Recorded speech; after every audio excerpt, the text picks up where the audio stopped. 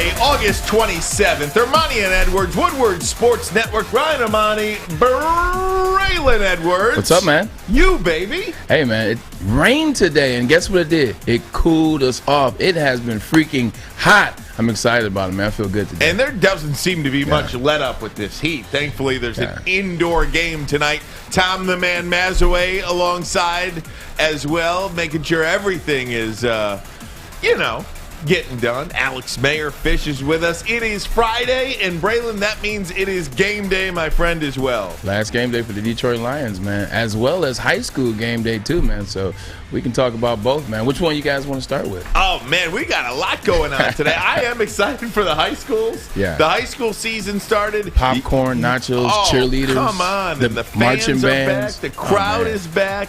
The Lions, though, camp coming to an end for them. They host the Indianapolis Colts tonight.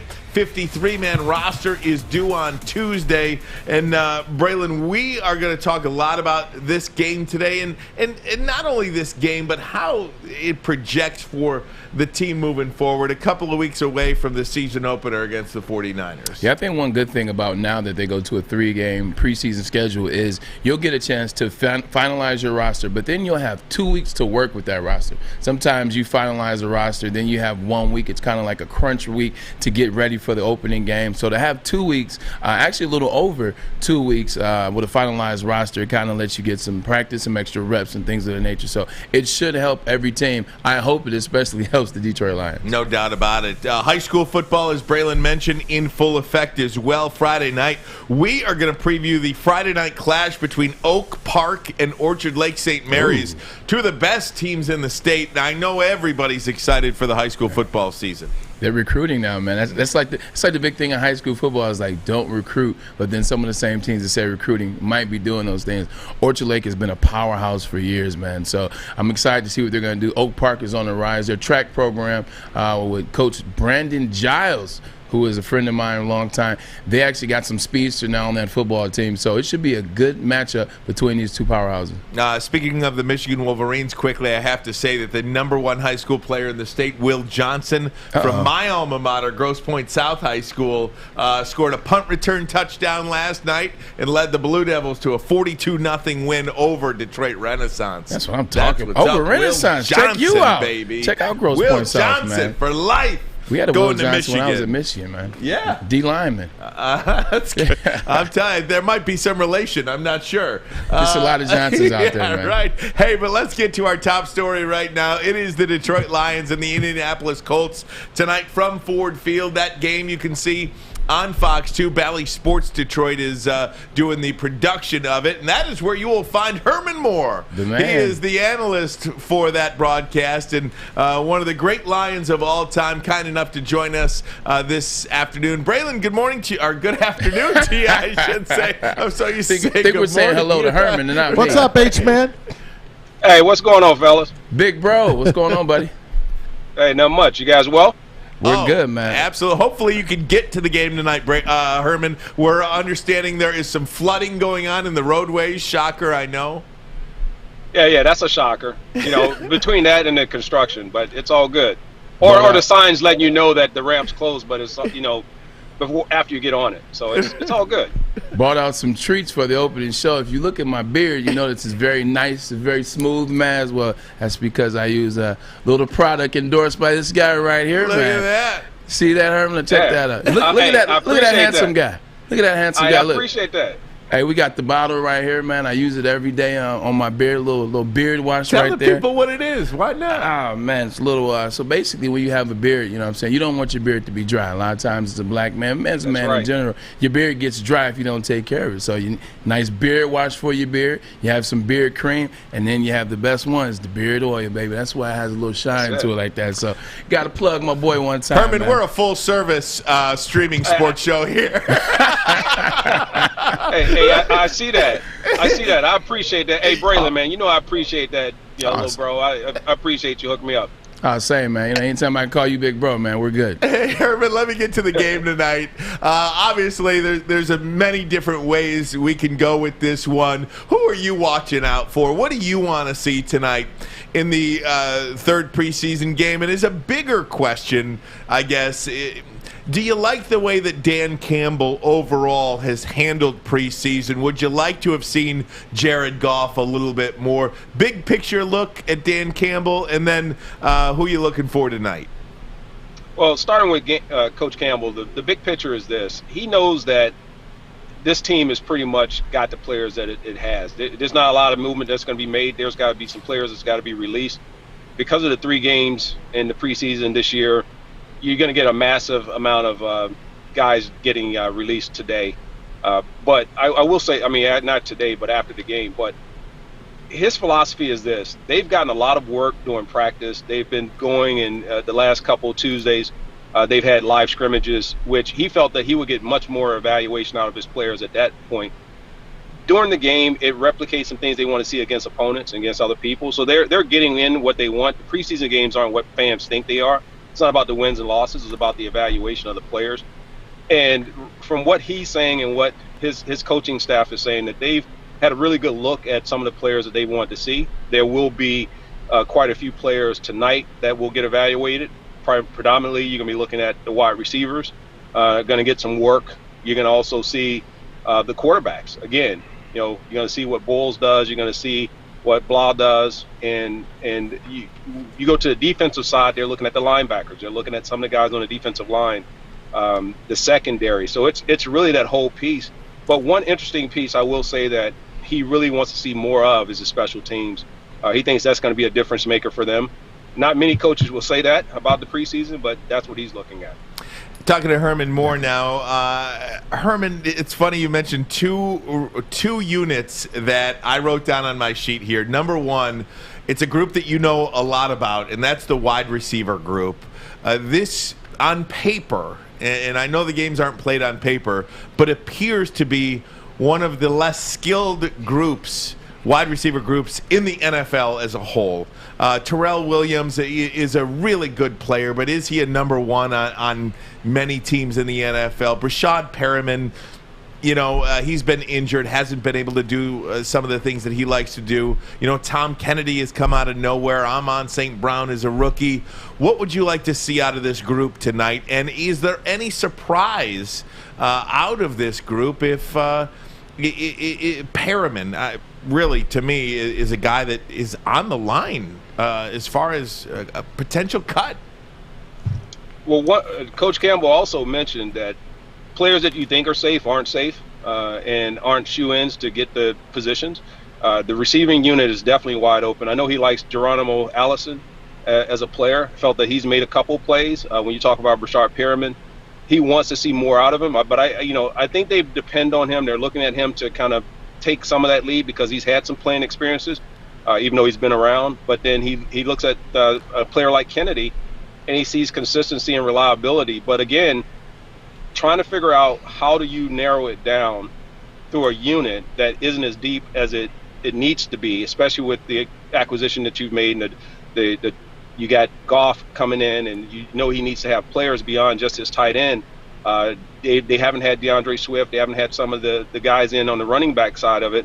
That's going to be a big part of that passing game too. So there are a lot of areas within the passing attack that they have to look at. They feel good about the offensive line, but they're still looking for depth beyond just the starters.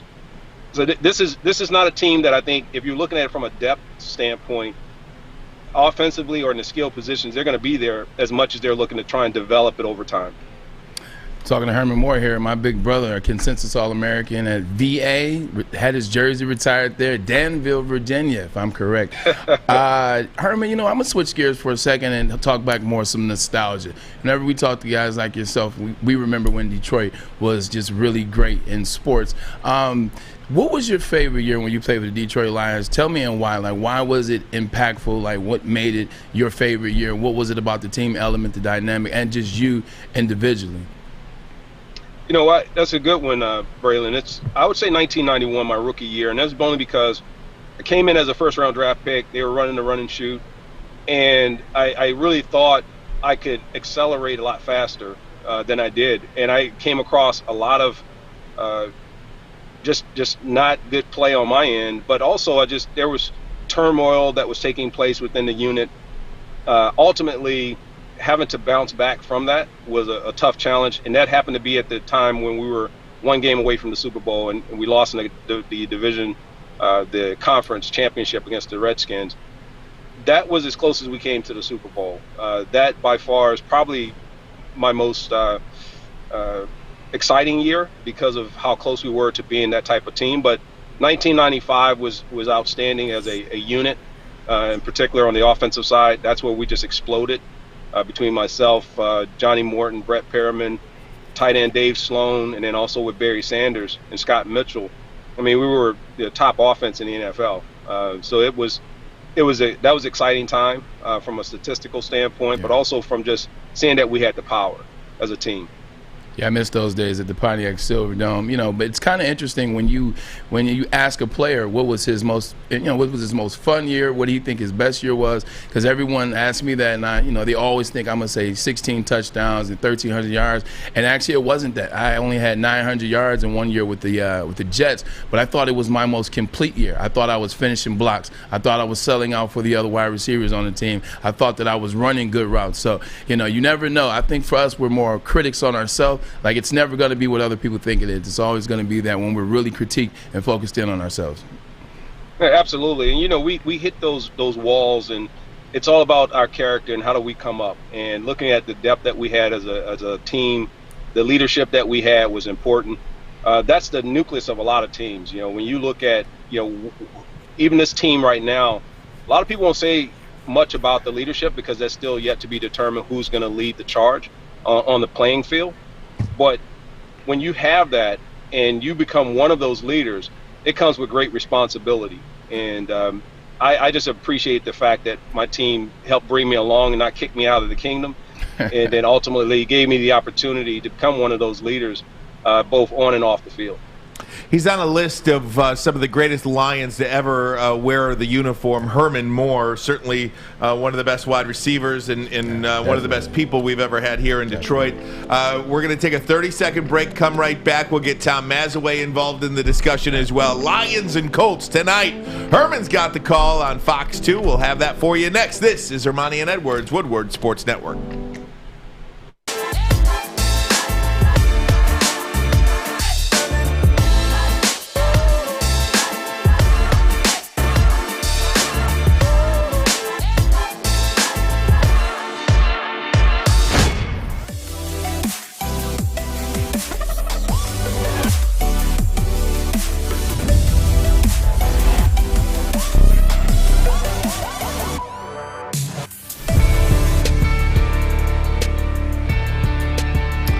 Herman Moore back with us now as we get set for the Lions and Colts tonight, preseason game number 3. How many years have we gone by and said, the third preseason game, the one that resembles the regular season the most? Not the case tonight. There are only 3 preseason games this year, and that's it. I want to bring Tom Mazawey in and get him involved in the discussion. Hey, H-Man, I'm proud of you. I love what you're doing on Fox on the preseason games. I wanted to compliment your whole staff. Brandon Gaudin is the play-by-play guy. He's done a great job. You got Danny Rogers on the sidelines. You're doing color.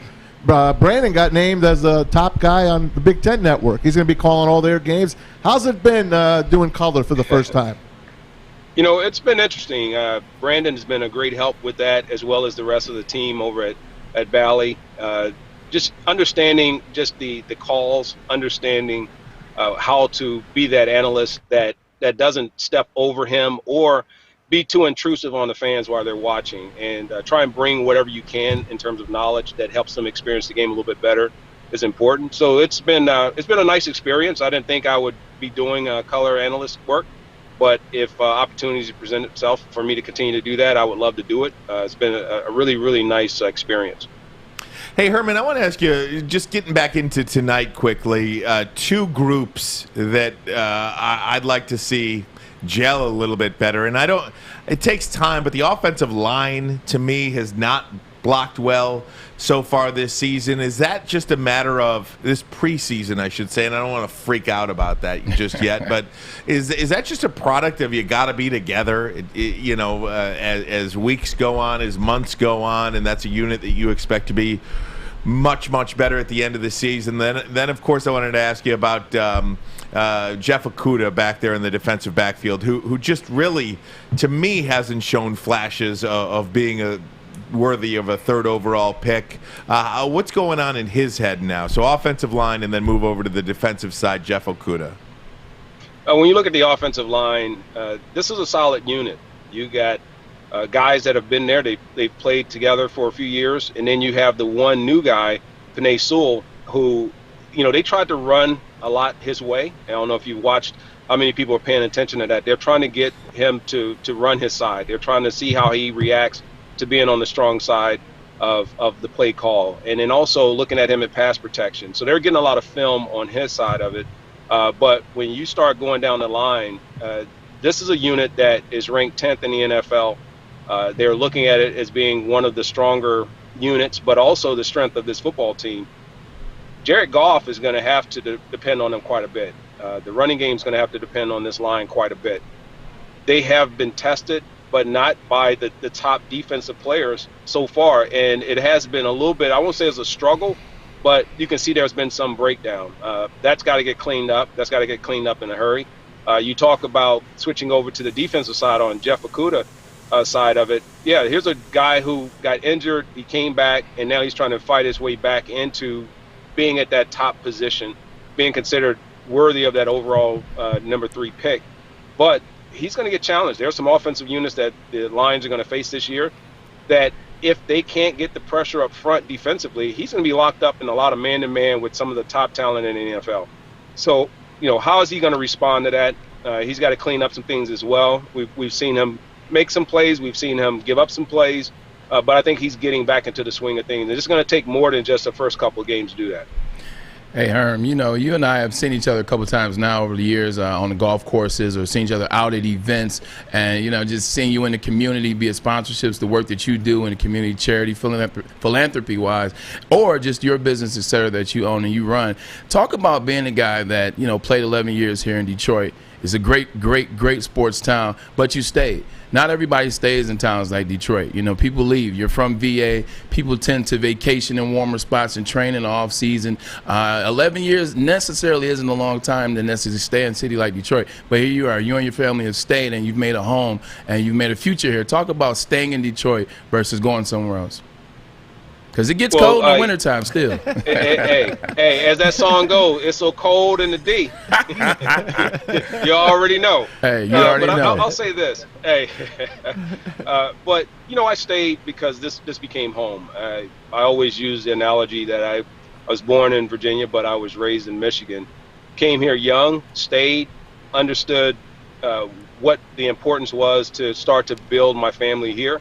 And my kids were born here, so this is their home state. This is where we're from, and where we've decided to reside, my family and I. And being a part of that community means that I get to go out and support it, and that's supporting it with our businesses. I have male care products, to where we have your personal care products. We have manufacturing. We have staffing. We do branding. Print and promotion. So these are all different entities that my company and my team and I have either purchased or acquired over the years. And we've made that a real focal point of being a part of those communities and providing opportunities, both in the workforce, but also in cost savings, as well as other opportunities. And that's what it's all about, is paying it back for the support that I got as a player, but also understanding that the work's not done just because my career has ended, as much as it's beginning a new path. Nice. Herman Moore joins us, the great H-Man, number 84. Should be up in the rafters. I saw someone wearing it in the exhibition season. I was a little bit pissed, to be honest with you, but I digress. I was too, actually. Yeah, that caught my eye. I saw, matter of fact, Herman was talking, and I see this 84 going into this into. I think he might even been talking about him. I didn't like it, and I didn't like it. I didn't like it. Who is that 84? I don't know, man. My number is getting watered down a little bit. But you know what? As long as whoever they give it to will make something of it. I don't want to just keep it. You got to always keep looking up to find out who's wearing that number. But at the end of it, you know what? I'm appreciative of the love that the community and the fans, and even the media, like you guys, have all done, and creating the friendships with gotten to know Ryan, UMass, Braylon, everyone down there at Woodward, and so. That's what it's all about. It's about when the career ends, the relationships continue. And I love the fact that we're all coming together. We all are doing our own thing, but we're all supporting one another. So I appreciate that. I appreciate the fans that support us and the community and the people that come out and help make this possible for all of us. We got your back, Herm. Don't you sweat it. Now I want to get your honest opinion here. Let's see, 17 games this year, so we can't go 8-8. We can't go 6-10. What are the Lions? I did 8-8-1 though. Hey, 8-8-1. That's true. You could go. That is great. That's Herm. great. I've Hey, he was never ready. heard He was anybody quick. Say that yet. We're the king of the tie. We're the kings of the tie. 8-8-1. We do get some ties. Are you sticking with 8-8-1? We won't make it that kind of season though. Come on, man. What do you got for us? 8-8-1. Come on. What do you got? No, I'm gonna unfortunately go a little bit under 500. It's gonna be tough for this team. I see 8-9.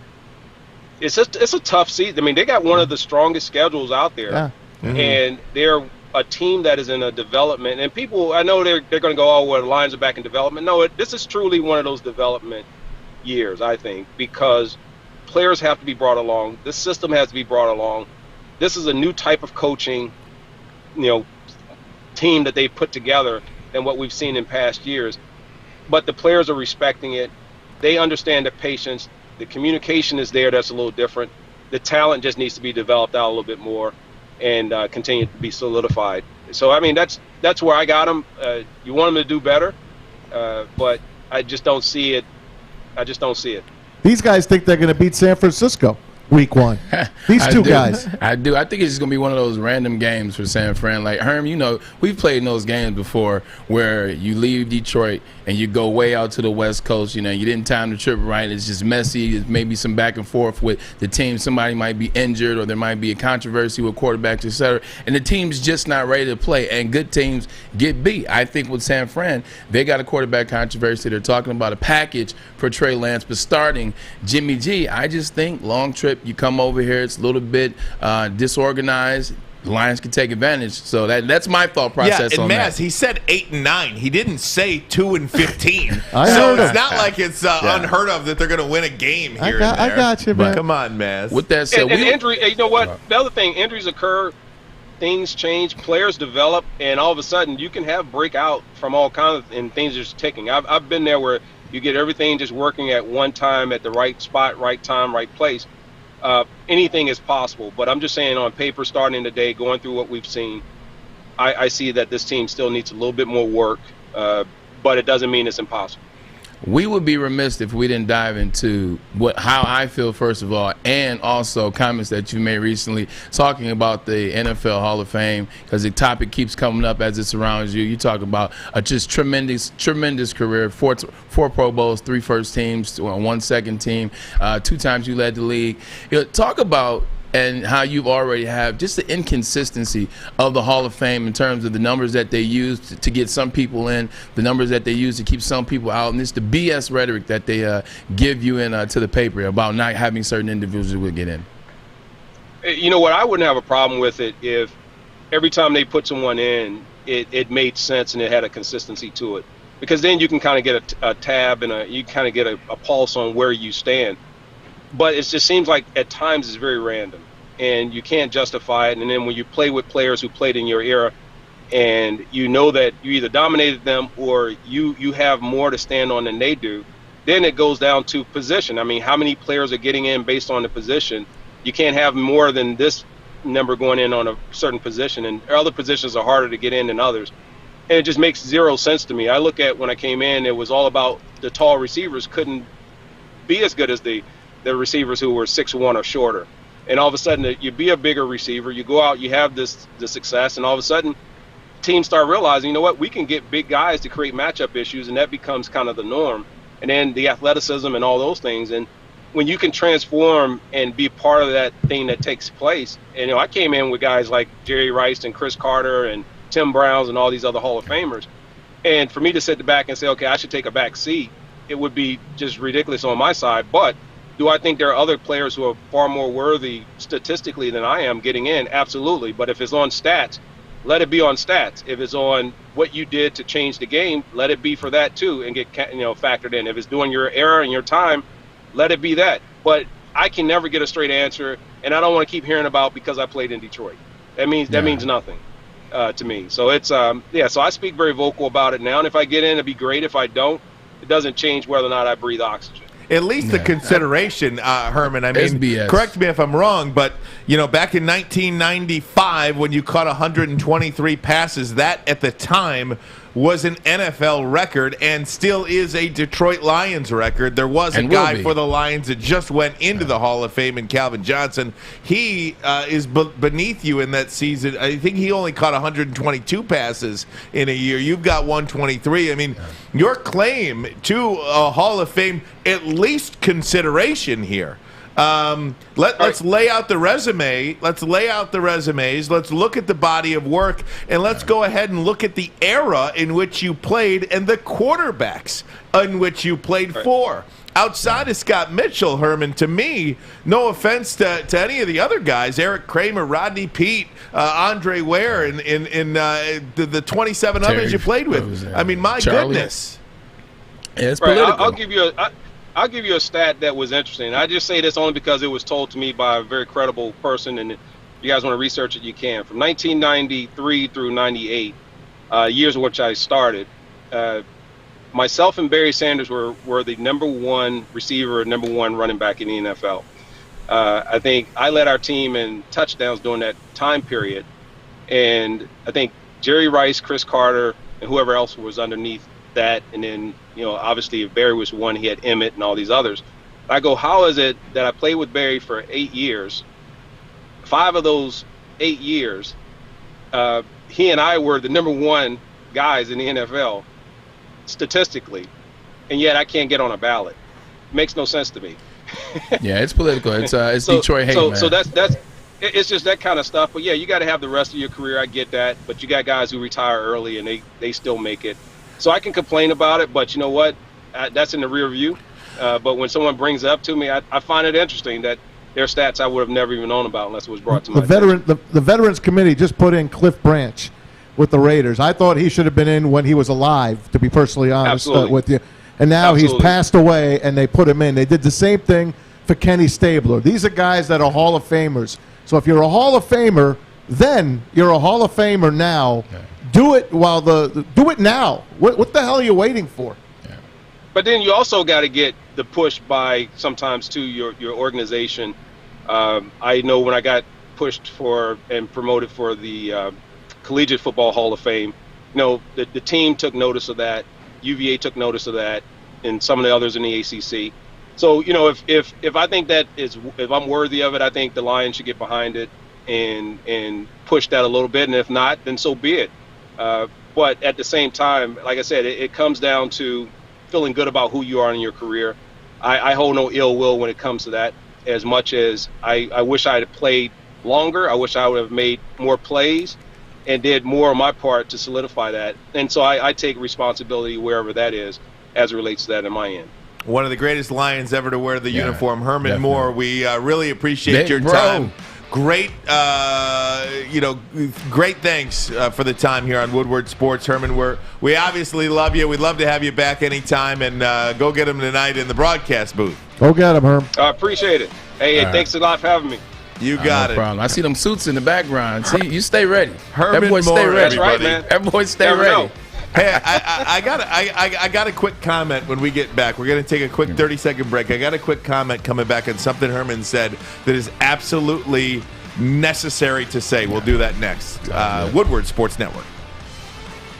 Welcome to the Call Sam Chopper Shop, where you can win a custom-built chopper while helping our veterans at the same time. Watch as the Bad Pig Custom team turns this bike into a one-of-a-kind classic chopper. And when it's finished, we'll be donating the bike to Volunteers of America Michigan to raffle off in support of our vets. A great cause to give back to those who've given so much. Watch for Call Sam Chopper Shop episodes on our social media channels and get your raffle ticket today at callsam.com/chopper shop. Northwestern Tech starting new career in an industry that is always essential, the heating and cooling industry. Learn more today by visiting northwesterntech.edu. Hey, wherever you're listening on the free app which if you're watching, you see the beautiful screen The behind graphics are us. amazing, man. You could download it to your phone. It is a free app, Woodward Sports. You can listen to us. Watch us on YouTube at Woodward Sports, and of course on Twitter at Woodward Sports, and anywhere really where podcasts are found. One thing, The app is Android and iPhone. that's so it's right. On both. Yep. My pitch man over here. I got to help you out, man. Oh, man. Oh. You carry the show, so I got to do my little part. You kidding me? I got to do my little part. Oh man, I'm nothing without you. Trust me. It's you and Maz. I'm just here for color commentary. Yeah. I don't know if anybody will listen to that show with me and Maz. We need you, Braylon. But one thing that Herman said that I think is a really important topic to kind of tackle here.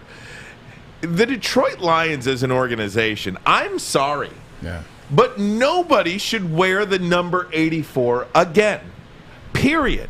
If you want the Pro Football Hall of Fame to take notice of Herman Moore's career, and we talked about this in relation to the Detroit Tigers when Alan Trammell's number was under consideration, and when Lou Whitaker's number was under consideration, and when Jack Morris's number was under consideration to be, retired by the Detroit Tigers. Well, they had a stance. Well, you've got to be in the Baseball Hall of Fame before we retire your jersey.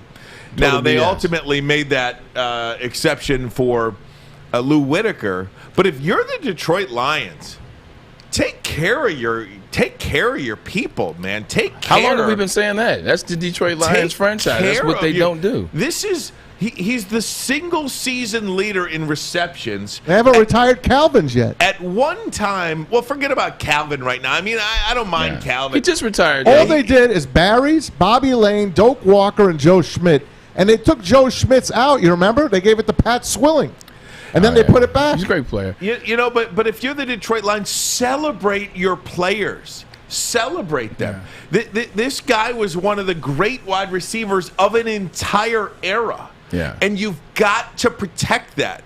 If you want some recognition nationally, if you want Pro Football's Hall of Fame to take notice of your guys, you have to take care of that yourself. And it's no different than Sergei Fedorov for the Detroit Red Wings. It's twofold. In that regard, I definitely agree with you, because you look what he did when we were playing the Pontiac Silverdome over Herm's career.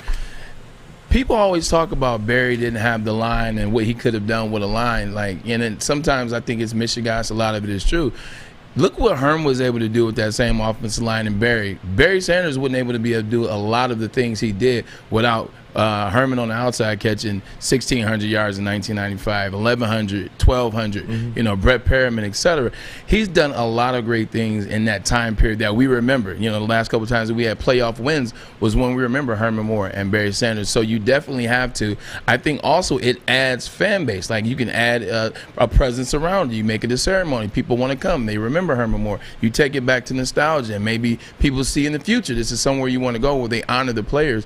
I think why you see people wearing 84 that you don't recognize now is because wide receivers can wear any receiver number that they want. So guys can wear ones and and tens and in the teens. So guys are going that route now. So guys aren't looking for the 80s, and the guys that are getting 80s are the guys that are just making rosters, barely making rosters. I'm telling you, I noticed it last week. Herman's talking, and I see this 84 come at it. Ali's Mack. Oh yeah, he's a tight end. He's probably going to make the team. Yeah. Ali's Mack from Notre Dame. Yeah, he was with the Saints, so Dan Campbell knows him. Alizé Mack is pronounced. And this is no slight to Alizé Mack. No. I have a friend in David Terrell.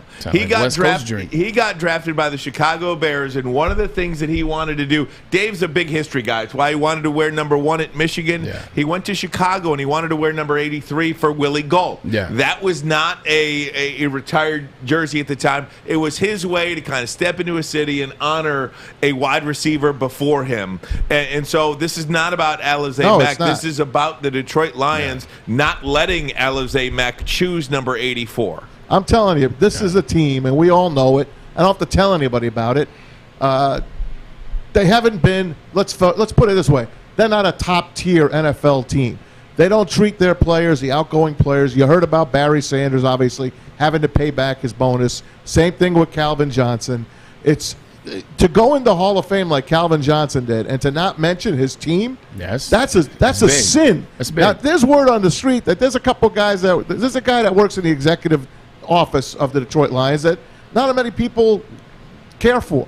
I'm not going to mention his name, but he might be the linchpin here. I have no idea. He's the guy that's saying, nope, we're going to hold tight. We're not paying anybody, and these numbers, they're not retiring it. It's not I'm going to say. It's not a classy organization, is what I wanted to say. Well, it hasn't been in the past. Yes. I want to give this new regime a little bit. It hasn't been exactly. Not it now. hasn't been. Yeah. I want to give before we go making these games. I want to give the new owner a chance. Okay. Right. I want to give her a chance. She hasn't even started. But we aren't yet. talking about her though. We're talking about the past. Like she just jumped in now, so maybe I'm talking about her too. It's a year gone. Yeah. Okay, maybe she's been here a year. Understood. Calvin so didn't get paid. Maybe that's on the horizon. So the money thing is usually what you talk about with the Detroit Lions. They've been very cheap. They haven't put in the people that they need. They didn't want to give up money. This is something totally different. This isn't about money. This is about taking care of your player in a ring of honor. If you're going to give somebody a blue jacket, I would reevaluate who has blue jackets, because I'm listening to that list that you said.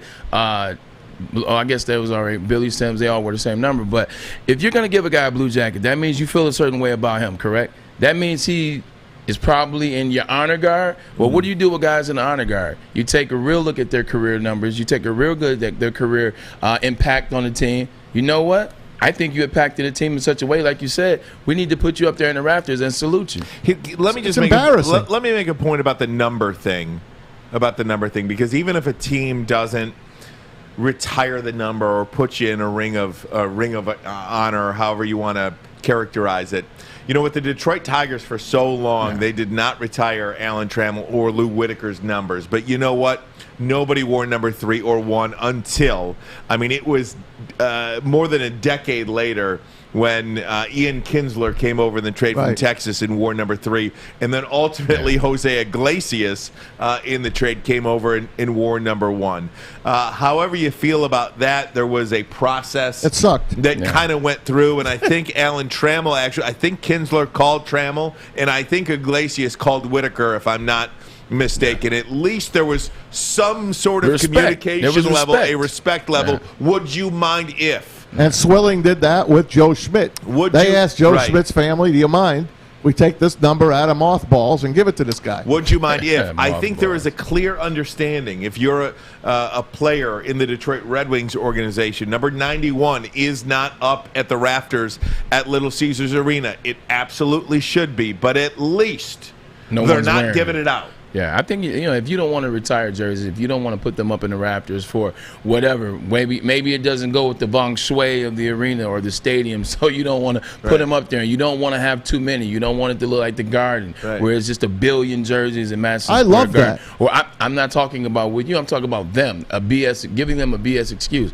At least have the courtesy to do the honesty thing, like you said, or more like the honor guard thing, where hey, we won't retire it, but we won't have anybody wearing it. We'll make it damn hard for you to get it. There was nothing more insulting than when I graduated from Grosse Pointe South in 1997 than when number 35 was just handed out all willy-nilly next year. Can you believe it? Listen. It was just handed out all willy-nilly the following year, as if I did not exist. Turn his mic off. You know what I look for? Turn his mic off. You know what I look for when I go to a stadium?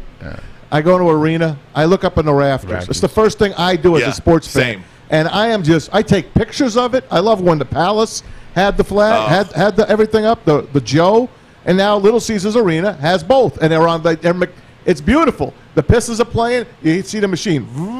Here comes down the jerseys.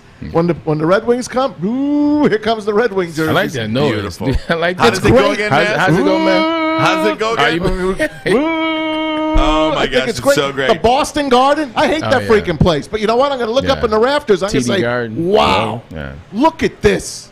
Look at the Knicks. Oh, my God. Walt Frazier, Willis Reed, Dave DeBusschere, Bill Bradley. We'll get Maz a room with Dave DeBusschere and Willis Reed. He's still going here. Where's Barry Sanders? Where the freak is Calvin Johnson? Herman Moore, where are you? Please, Maz. They were all please. championships until you got to that They team. were. Hey, I want to talk a little high school football quickly next. We are broadcasting a big Oak Park, Orchard Lake St. Mary's game tonight. Want to tell you about quickly. And then I want to get into Braylon Edwards a little bit. He says this is one of the single worst moments of his football life. He'll detail that for you coming up. It is a fascinating. Where's Chris Spielman? It's a fascinating story. I still Woodward Sports Come on. Network.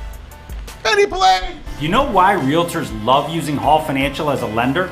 Because of our commitment to speed and service. We have nearly 4,000 five-star reviews already. Call today, 248-308-5000, or go to callhallfirst.com.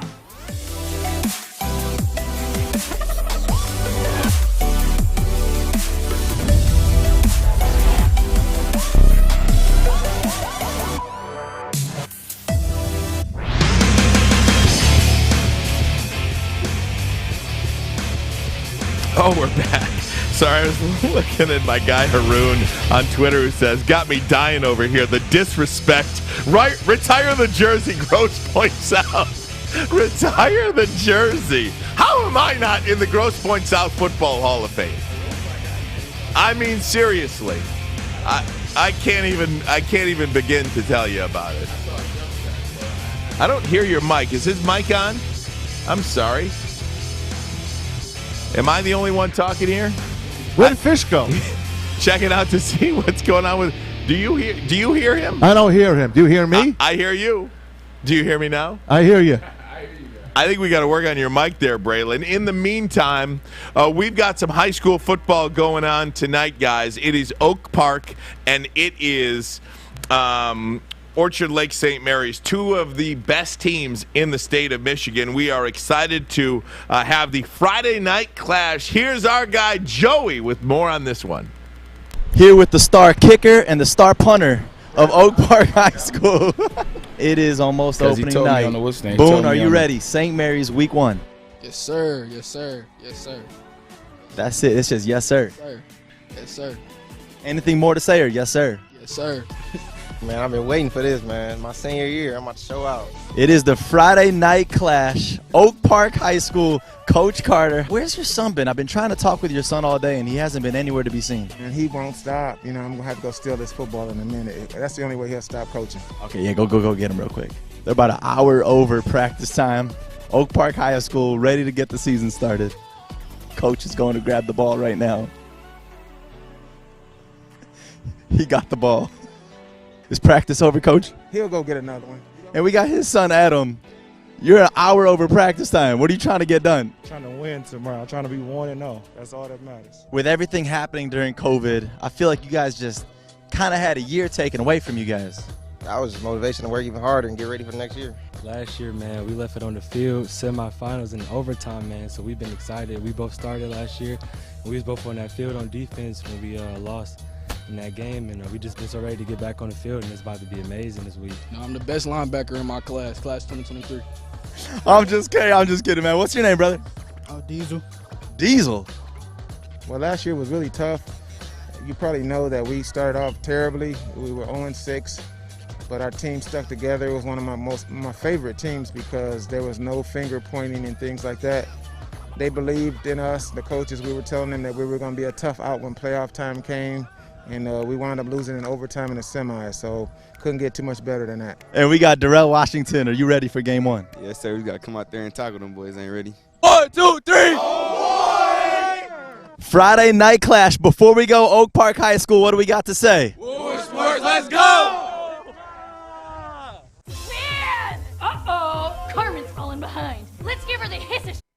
Uh-oh. Woodward Sports, let's go. I love it. Yeah. Every Friday we will broadcast one of the best high school football games in the state on Woodward Sports, Facebook, YouTube, and Twitter at 9 o'clock. And tonight, as you see there, Oak Park and Orchard Lake St. Mary's. Should be a good one, man. You know, listening to Coach talk about his team last year, how they struggled at the beginning. They were 0-6. And then, I mean, they were 0-6, and they came back 1-6 in a row, got to the playoffs, and then when they got to the playoffs, they were that team that you didn't want to play because they had came together, they had figured it out as a team. Those teams are tough, and that same team has come back this season, building upon what they started last year. That's going to be a tough team to play. Orchard Lake is usually one of those teams that has, like 4 stars, 5 stars all around the board. They're always usually in the state finals or right at the beginning. But playing against a team that came together in a trying time like that in the pandemic time, it's going to be a good game, man. I don't know how I got my money on.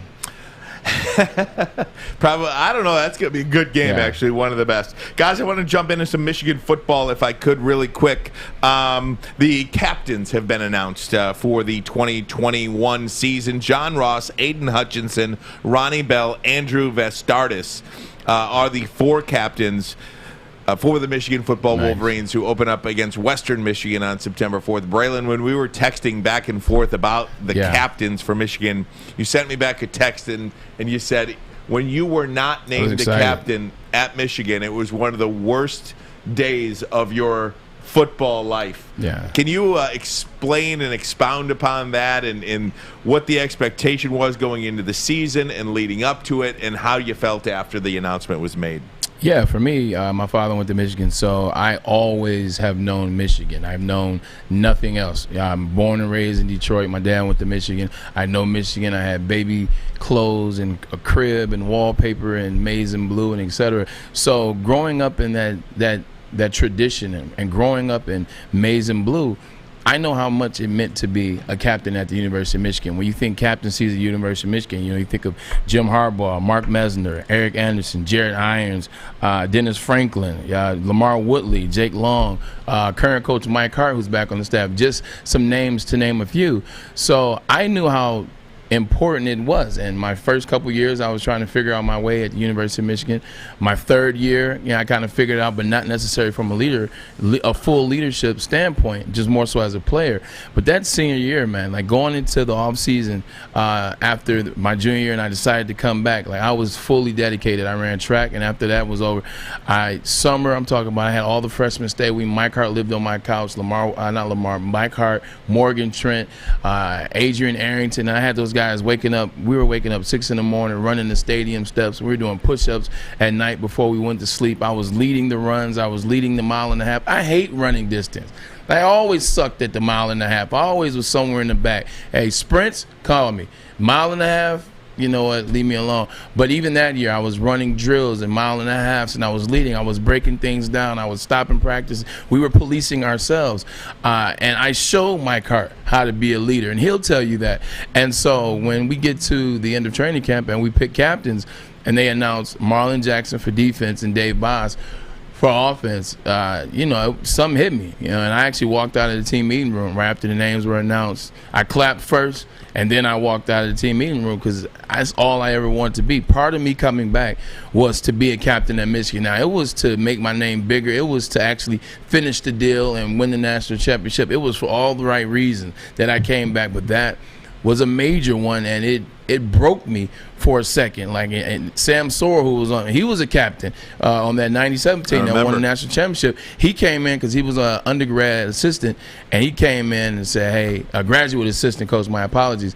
And he said, hey, just get him back on the field. Just make everybody pay. Just because you're not the captain doesn't mean you can't lead. It was some of the realest stuff I've ever heard. And I said, you know what, he's right. He said, he's right. Take a break. I want to expound upon this a little bit more, just more questions about it and just how impactful it was, because this threw a little bit of a divide between you and Lloyd Carr at the time as well. I want to get into that, and then ultimately how everything became great again. This is Ermanni and Edwards. It is a Friday in the Motor City, game day for the Lions and Colts. We'll jump around today. There's a lot going on today, folks. Ermanni and Edwards with Maz. This is Woodward Sports Network. I'm looking to bring on another HVAC tech right now. We are recruiting 5 to 10 techs a month. We're looking to grow and expand. Every new tech we hire is from Northwestern Tech. The hands-on training is fantastic. They're always my first call. We love hiring Northwestern Tech grads. They come out trained and ready to work. Our program is only 10.5 months, and our next classes are starting soon. So why wait? I'm looking to hire a graduate of Northwestern Tech. Northwestern Tech. Northwestern Tech. Northwestern Tech. Hey, it's Maz for our good friends and our studio sponsors, MyBookie.ag. It's winning season. It's back at MyBookie, and you can get in on the action right now by using the promo code Woodward. They will match your first deposit dollar for dollar all the way up to $1,000 free money in your account. Bet anything you want. College football coming up this weekend, the NFL in another week or so. Well, you can bet preseason as well. Baseball's still going on. Over-unders for the Lions and any other team. Lions are the most bet-on team to make the playoffs. You know who they bet against to not make the playoffs? The Dallas Cowboys. Get all on in it on mybookie.ag. Parlay, straight bets, any way you want to do it. Use that promo code Woodward. Get that deposit matched all the way up to $1,000. Bet anything, anytime, anywhere with MyBookie. Right back here on the bottom line, Ermanni and Edwards, Woodward Sports Network. We're going to get to Easy down in Cleveland. He's at the big clash, the big fight between Jake Paul and Tyron Woodley. And look, this is how far I'm out of it. Okay, I heard Jake Paul versus Woodley or Paul versus Woodley, and I said, is Lamar Woodley fighting now? I could top that. I thought it was Tyrone Wheatley. Oh, my God. I mean that. So we'll get to Easy in just a second, but I want Braylon to kind of talk about this captaincy, because we sports fans, especially college football fans, make such a big deal out of this. You remember when, Connor Cook wasn't named a captain at Michigan State as a senior quarterback, and, a lot of the talk was that this guy is just not a leader and his teammates don't like him and all that case. But in your case, Braylon, that certainly wasn't the case. Well, it wasn't the case in his. It shouldn't have been the case with Connor Cook as well. He won some big games up there. But for me, I was also upset because, you say offense and defense. I look at, this year there are 4 captains. So you try to say that, it was the numbers, the votes, the tallies, etc. So the way they did it with me, I'm like, they could have added me on. Coaches add on players all the time. Like if coaches see tallies and they say, oh, shoot, this is a guy that we know is a good leader. We need him as a senior leader. Or even as a junior, we know this guy can help lead the team. This guy should be up there. He can balance the scales of who was picked. Like I wasn't picked. Like myself and Marlon Jackson and Dave Boz, we all chose to come back for our senior year. For Dave, it was his 5th year, and I have nothing against Dave. Dave was amazing. I was happy he was a captain. He was a great leader, tremendous player. But I felt like I could have been added to that. Like I sacrificed too. Right, because back then there were 2 captains. Now there's 4 captains. There was some threes here and there. But what I'm saying was there was nothing set in Michigan football that said you could only name 2 captains. Yeah, and you saw everything, and everybody saw like that I was a leader. So it pissed me off. It rubbed me the wrong way about Lloyd and that coaching staff, and I thought that they could have put me on there, and it could have went a different way. But Sam Sword.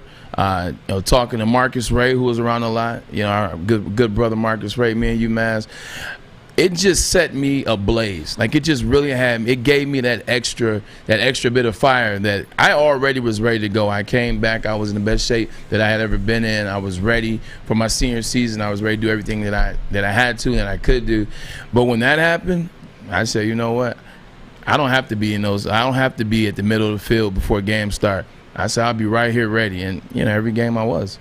That's good stuff there, man. Yeah. That's good stuff. I'm still pissed. Hey, still pissed. What'd your dad say to you? You and Lloyd are great, though. Yeah, no, me and Lloyd are amazing. And that's what happens with like that coach, that player relationship, and there's a lot of respect there. But there's bumping him head sometimes. He wants something more out of me. I want something more out of him. Or I think I should have something. That's how that relationship goes. My dad basically told me, he was like, "So what, man?" Like my dad said it in a way in which it was very simplistic. For me, it was deeper. It was complicated. I should have been a captain. I wanted to be a captain.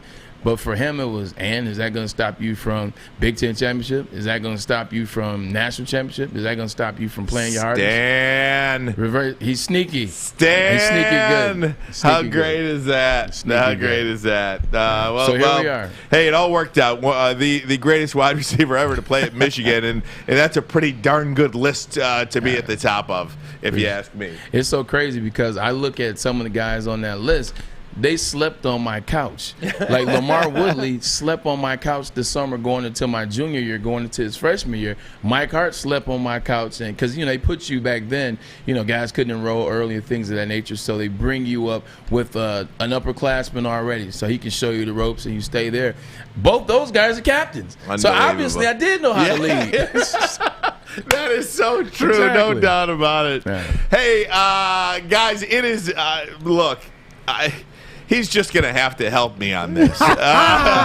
Let's bring in Easy in Cleveland. Got the big Jake Paul Tyron Woodley fight. Easy, my friend, help me along with this. I see the tweets. I see everything going on there. It's big time stuff. What's going on down there? So basically, YouTube sensation, social media sensation at this point, Jake Paul, he set the world ablaze, especially the combat sports world. He's entered the combat sports world, originally fighting a YouTuber, knocked that kid out, but then he went ahead and he knocked out, a former MMA champion. And that wasn't a UFC champion, but that's his task this weekend. He's going to face 5-time UFC champion Tyron Woodley. It's exciting. It's my first big combat event too, so it's pretty cool to be here. There was almost a brawl yesterday at the press conference. It's been crazy.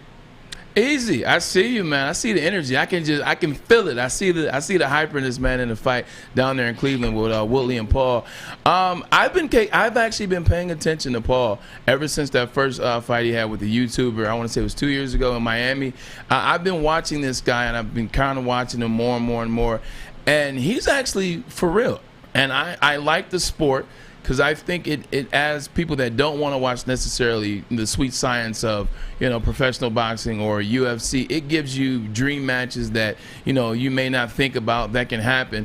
Talk to me about Jake Paul's for realness, and does he have a chance to beat Tyron Woodley, somebody that actually is younger, somebody that actually still is in shape, but wasn't a professional boxer, was an MMA guy? What do you think his chances and odds are? It's Braylon, I would have told you, before I came here this weekend, that Tyron Woodley was going to win this fight. I've said, I've teased and maybe played along with the fact that Jake would, not embarrass himself. But after speaking to guys who've covered the sport for years and years, guys like, Ariel Helwani, the Schmo, Mark Raimondi from ESPN, people think this guy has a chance. And it's more than just the reporters, too. It's the boxers here as well. You don't remember, this guy's been training for 3 years. He's had actual boxers come in camp with him. Guys like Jalen Love, and BJ Flores said himself, he's putting on these guys. And it's a different game. Yes, Tyron's a 5-time UFC world champion, but boxing is a sweet science, as you said, Braylon. There's little puns and little tips and tricks that, Tyron wasn't brought up doing. Tyron was brought to fight in MMA. So it's really interesting, because Tyron definitely has some power to put him asleep, but from everything that we're hearing around from guys who've been in the industry, not like YouTubers or anything like that. Jake's for real about this. His coach BJ Flores said he's one of the hardest workers he's ever worked with. Yeah, talk to me about this as well. As I'm watching Jake Paul has skills in that boxing ring. He's taking it serious. He can set you up. He can walk you into a punch. He knows you at thought jab. He's working. Stop it, he's man. working on his craft. All right. Like you said, Tyron Woodley wasn't a perfect striker. If you see Tyron Woodley, if you ever watch his fights, he's more of a grappler. He throws those long looping hooks and things of that nature. That's not going to work. But aside from that, where do you see this level of boxing going? How far do you see this with the YouTube influencers or the random matches or the crossing of brands and breeds of sports? How far can this sport go? I think this fight is really determining of that and what happens in results of it, because Jake made millions and millions of dollars before this. People think boxing is fun or a sport. It's not. You're getting punched in the face. I'm saying it's a brutal sport. So we'll see if he wants to continue to do it after this fight, because this is his biggest challenge. But from everything I'm hearing, this kid's serious. Again, the things that resonated with me most was BJ Flores and them saying that he's one of the hardest workers he's ever had. He's really meticulous. He's really scheduled. And at this point, you just got to respect what the kid's done. This just doesn't happen to everyone. He's busted his ass. Easy. That's great, man. That's great. Now, if he fights a real fighter, a real boxer that's going to try, would he last around? No, he wouldn't. He wouldn't last around. So I don't care how hard he works. I disagree. I don't care if he could do somersaults. I don't care if he can walk a balance beam. I know him and his brother, they just make money. And you know what? Good for them. But I'm not going to pay to watch them. I don't give two damns about them. I know. I disagree with you on that. Look, the easy people out there, Easy, he has his peeps. Easy's big in this. He loves this kind of stuff. He's a YouTube guy. I just don't buy it that this is real boxing. It's not. I think you're discrediting the work he's putting in. And again, like the good people for you, up Easy. here are boxing credentialed people. Stay You know what I'm true, saying? Easy. They know the sport. You know what I'm saying? Like they're speaking on this man as not a professional, because again, he is green. He's only been doing this for 3 years, but as a kid who's taking this really seriously and can box. I think you should. What's his weight class? Maz, Maz, I think you are discrediting Hold on. it a little bit too much. I was about to here. jump into that. What's his weight class? So he's 205 right now. Okay, so that's cruiserweight, So, right? No, that would be light heavy. Light heavyweight? That would be light heavy. Okay. So if he Let me put Michael Spinks in the ring with him he was a light heavyweight when he Okay, but came up. here's Michael two Spinks would knock him out in 30 How do you seconds. know But that? see, but How do here's you the know thing. that? I know what I saw. Top of the game. But Michael, I was Exactly. just about, but we're not talking about the top of the game. Like he's trying to get to a point, and that I think he's getting to, where he's trying to really learn how to box. He's trying to really take it serious. Like you got people that are seeing him that are professional analysts, scouts, trainers, etc. Like Easy saying, he's taking it serious. They're impressed. He's not gonna go at 205 if he starts fighting for real. He will fight more around the 175 weight class, which means he's gonna drop some pounds. But he still would have to start off with guys that were 10-1 or 10-0 or 8-0. Like he's still gonna have to start from the bottom. You can't just throw him, as we just said, he's green, into the ring with one of the best heavyweights ever. Easy. You should see this smirk right now from you should see this smirk that you're getting out of Maz right now. He's just trying to stir you up, and he's just trying to stir you up and make you mad. I love Easy. He knows that. I love Maz too. But I'll put it to you this way, Tommy. There's reasons to watch this card. Believe me, Tommy Fury, which is the brother of Tyson Fury, the world heavyweight champion, he's also on this card. I'll put it to you this way. Through all the fights that he's had, he's 6-0. I think there's a total of 4 wins between all of his opponents. You know what I'm saying? It's like Jake's fighting the level of caliber every beginning boxer would fight. And this, again, Tommy Fury coming from a lineage of boxers, and his dad and Johnny Fury, and obviously his brother too. Like this isn't out of the norm for anyone. And in fact, I think this is a bigger step up than most people take in their third fight. Freaking Easy just sold me on this, dude. Hey, Easy just sold me on this. It's on Showtime. I got to take my hat off. It's on freaking Showtime. Dude, Easy wins all day. Maz, you're done. Your argument is diddly poo. Easy, you sold me, my man. Super quick. Love Easy. you at the big screen. Super quick. Here we go, Easy. If Paul wins this fight, does it still, hold on, let me rephrase that. If Paul loses this fight, does this brand of boxing that we talked about, does this interesting kind of like trending deal, does it have a chance? Does it stand tall after this, or he needs to win this fight? This, honestly, Brandon, this is like the ultimate test. I will say that the world of boxing, as much as some people like Maz may call it a mockery, they're pushing for it. Every single fighter on this undercard is making the most money they've ever made in their careers. Oh, wow. And this is good for boxing for these guys. You know what I'm saying? Like, we all know, like, the long history of boxers who retire and their life doesn't go so well. This is the ultimate test, though, Tyron Woodley, because, again, Brandon, like, it's all fun and games when you're winning and you're knocking guys out in the first round. But we haven't seen Jake in a war, and you might find out you might not like it as much. Okay. Easy, don't let him do this to you. I'm just going to end what I say with this one statement. This kid thinks he could beat Bruce Lee. Okay? You're going to listen to a kid that honestly thinks he could beat Bruce Lee. He's a hype guy. That was like, back he's then. I was a little more shape back then. He's young. Who could beat Bruce Lee? Don't let him do it to you. Jake Paul No, or Easy? Easy thinks he can beat Bruce Lee. Don't let him do it to you. I got Easy. money. I got money on my own. I always support my own. I got money on Easy. Easy, I'm telling you, man. No matter what the I didn't topic, say why I had money on you though. No matter what the topic is, Easy, you are a budding star in this business, man. We love having you on. We appreciate everything you do for the network, and we can't wait for your coverage of this. Follow him on Twitter, Twitter at Easy Tweezy, Woodward baby. Sports. My Easy on goodness, Tweezy. we See you, love Weezy. you, man. You're the man, Tweezy. Hey, I'm Braylon, just real like, quick. Yeah. I heard Maz, they gave the radio media a vote in the captains that year. He voted against you. Just something I heard from the grapevine. Oh, is that right? Yeah, he did. I'm glad you said that. Yeah, it's all Maz's fault. Yeah, you know that's not true. I'm Last glad, laugh. I'm glad you said that. Easy as the last laugh. Hey, we're coming back. Man, chill out next. Ermanni and Edwards. Easy, with Maz. chill out. With Easy. Be safe in Cleveland. man. Woodward guys. Sports Network. All right. Tony is a third-generation logger that has a simple, practical approach to life and work. That's why his Coast DX342 knife is perfect for him. The stainless steel blade is rust-resistant and made for all-weather use. and the double roll-lock safety ensures that it will never inadvertently close when he doesn't want it to. That's why Coast is trusted tough.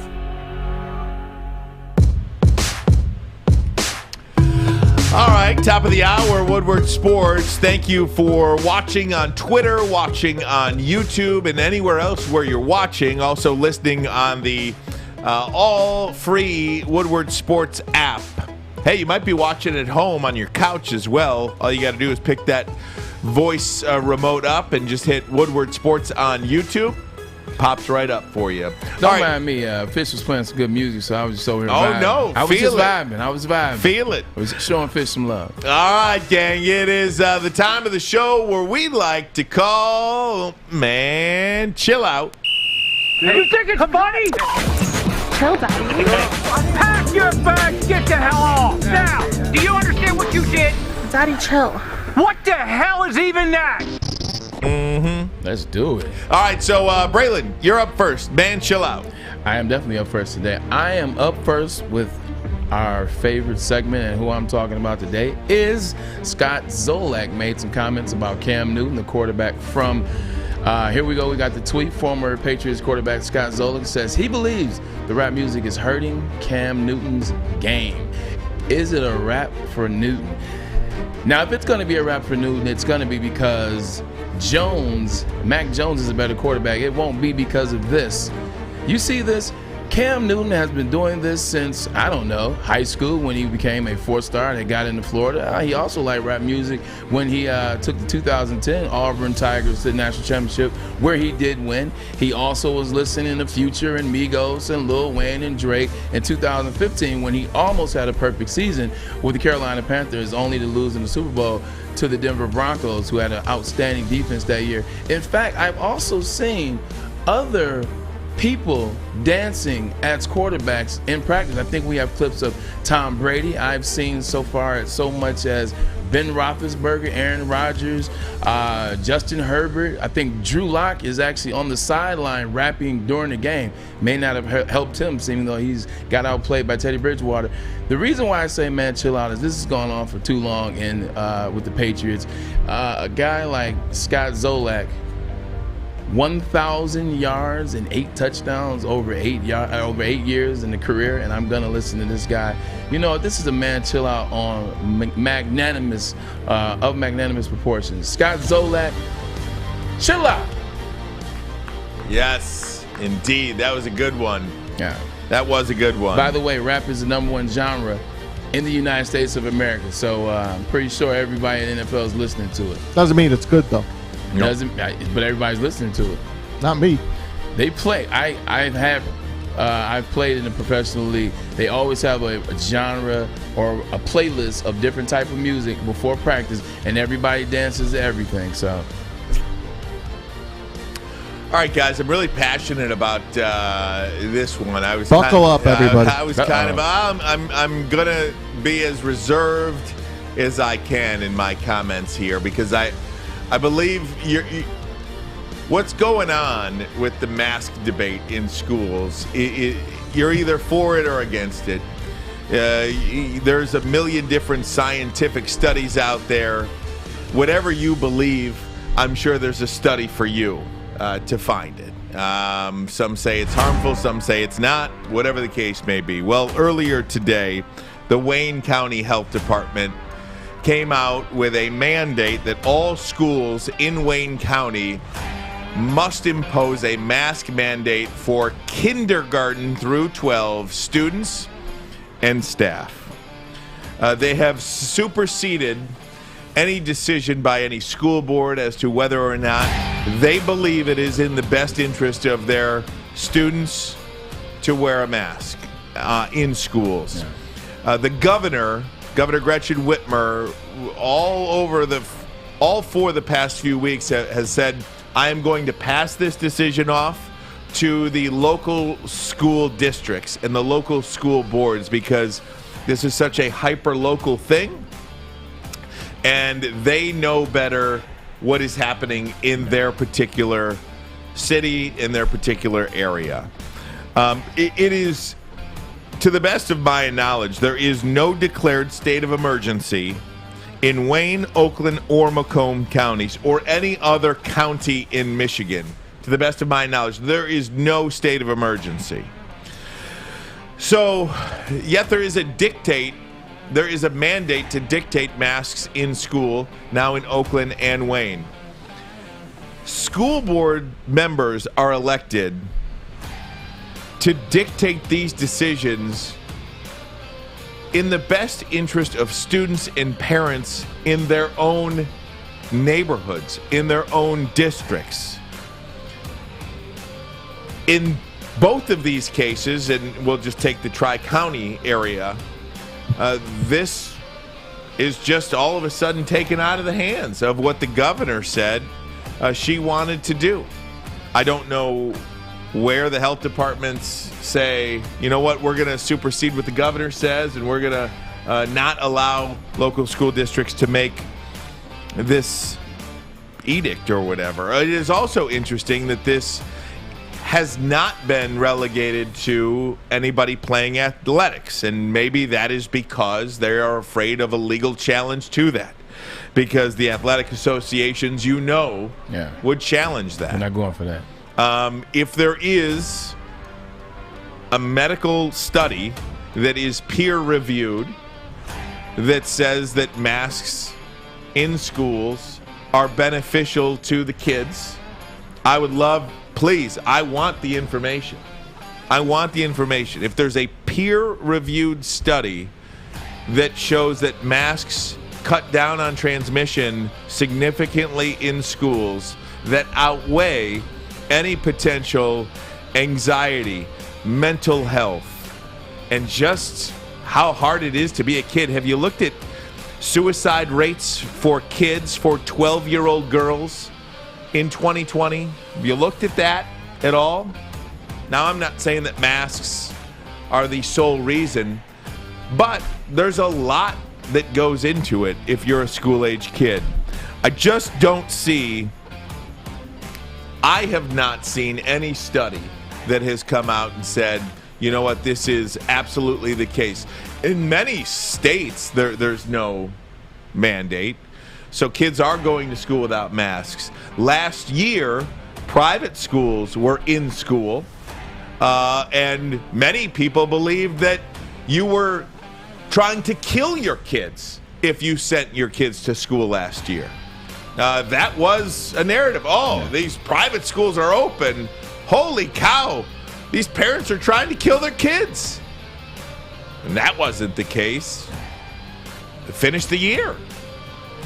And now there is a belief from many parents. I know of a couple of Catholic schools in the Metro Detroit area that have an all-time high enrollment. And the reason is because the Archdiocese of Detroit came out weeks ago and said, we believe it is in the best interest of our students to learn without masks. That is what we believe. So now you had a bunch of people not everybody can afford a private school, but if you were even on the cusp and could somehow make it work to send your kid to a private school because you felt that was in the best interest of your kid, you did that. And these county mandates take the power out of the parents, they take the power out of the school, and it's really unfortunate where we are. Now I'm old enough to remember 15 days to slow the spread. Remember that in March of 2020? I do. Here we sit in March of, where are we? What month is this? 2021. August 2021. I'm asking anybody that has a peer-reviewed study that shows that masks cut down significantly on the transmission of school to send it to me. You can please send it to the station. I'd love to read it. I am willing to read it. But there isn't one.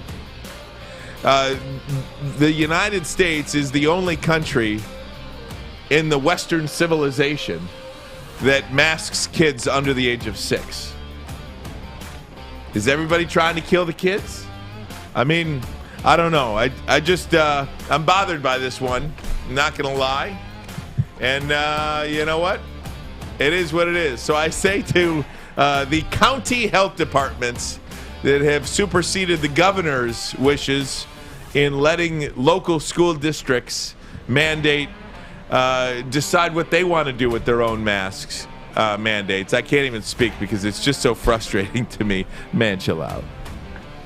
Hey, I'll be short and sweet. I'm going to piggyback on you because I know everyone wants to hear sports, and we're getting right back into it. But, again, the other day I told you about my kid going to Bishop Foley here in Oakland County, and they said, Oakland County said, all right, kids kindergarten up, we're going to wear masks. I'm disappointed. Send my kid to a Catholic school. Thought we would have had a choice to do this. Ryan, you send your kids to a Catholic school too on the east side. Some people want to wear masks, some people don't. So here's my simple thing. If you want to wear a mask, if you're a teacher, go ahead. If you want to send your kids to school with a mask to protect your kid, let them wear a mask. If I don't want to send my kid in with a mask, then what is it affecting your kid? Your kid's got a mask on. The teacher's got a mask on. So why can't I just do what I want to do and you do what you want to do? Isn't that just the simplest thing? Macomb County is the only one that hasn't come down yet. You're telling me Hackle? Mark Hackle says it probably won't happen. Is that true, Ryan? Yeah, he made a statement that says he will abide by the governor's wishes to allow the local school districts to. And obviously, if it goes up, if infections go up, then maybe you make that decision. But till then, I feel like bringing my kid out of freaking Oakland County and bring her back to my house. I drive a half an hour. We drive to take her to school. A half an hour. Thankfully, we have 4 families in our neighborhood that go to this school. We all carpool. So not everyone has to drive all the time. What the hell am I doing? I'm sending my kid into a masked area when I don't want her wearing a mask. If she wants to wear one, then she can wear one. So if you're wearing one, great. Don't make us wear it if we don't want to wear it. Come on, man. Chill out. All of you. Yeah, and that's it. It's a tough subject. It is. That's why I'm very quiet. You follow the science. You follow science. I'm willing to learn. I'm willing to listen. I just listen to the University of Michigan. I see what all the colleges are doing, et cetera, et cetera. So, I mean, I don't know. Yeah. It's all good. It's tough. Either way. No, you're not going to win. You can't win either way. You can't win either way. It's just, decisions being taken onto the hands of parents. I don't know. I feel like, anybody who is saying this, whatever, we don't wear masks all day, every day. You know what I mean? Yeah. We're sitting here all day. Oh, throw the mask on the kid for 90. What if your school doesn't have air conditioning? You have 90. You're in a gym doing gym class, 90 degrees. Throw a mask on. My kid is dying. She plays volleyball, for crying out loud. She's dying. We'll take a break, and when we come back, we're gonna get more.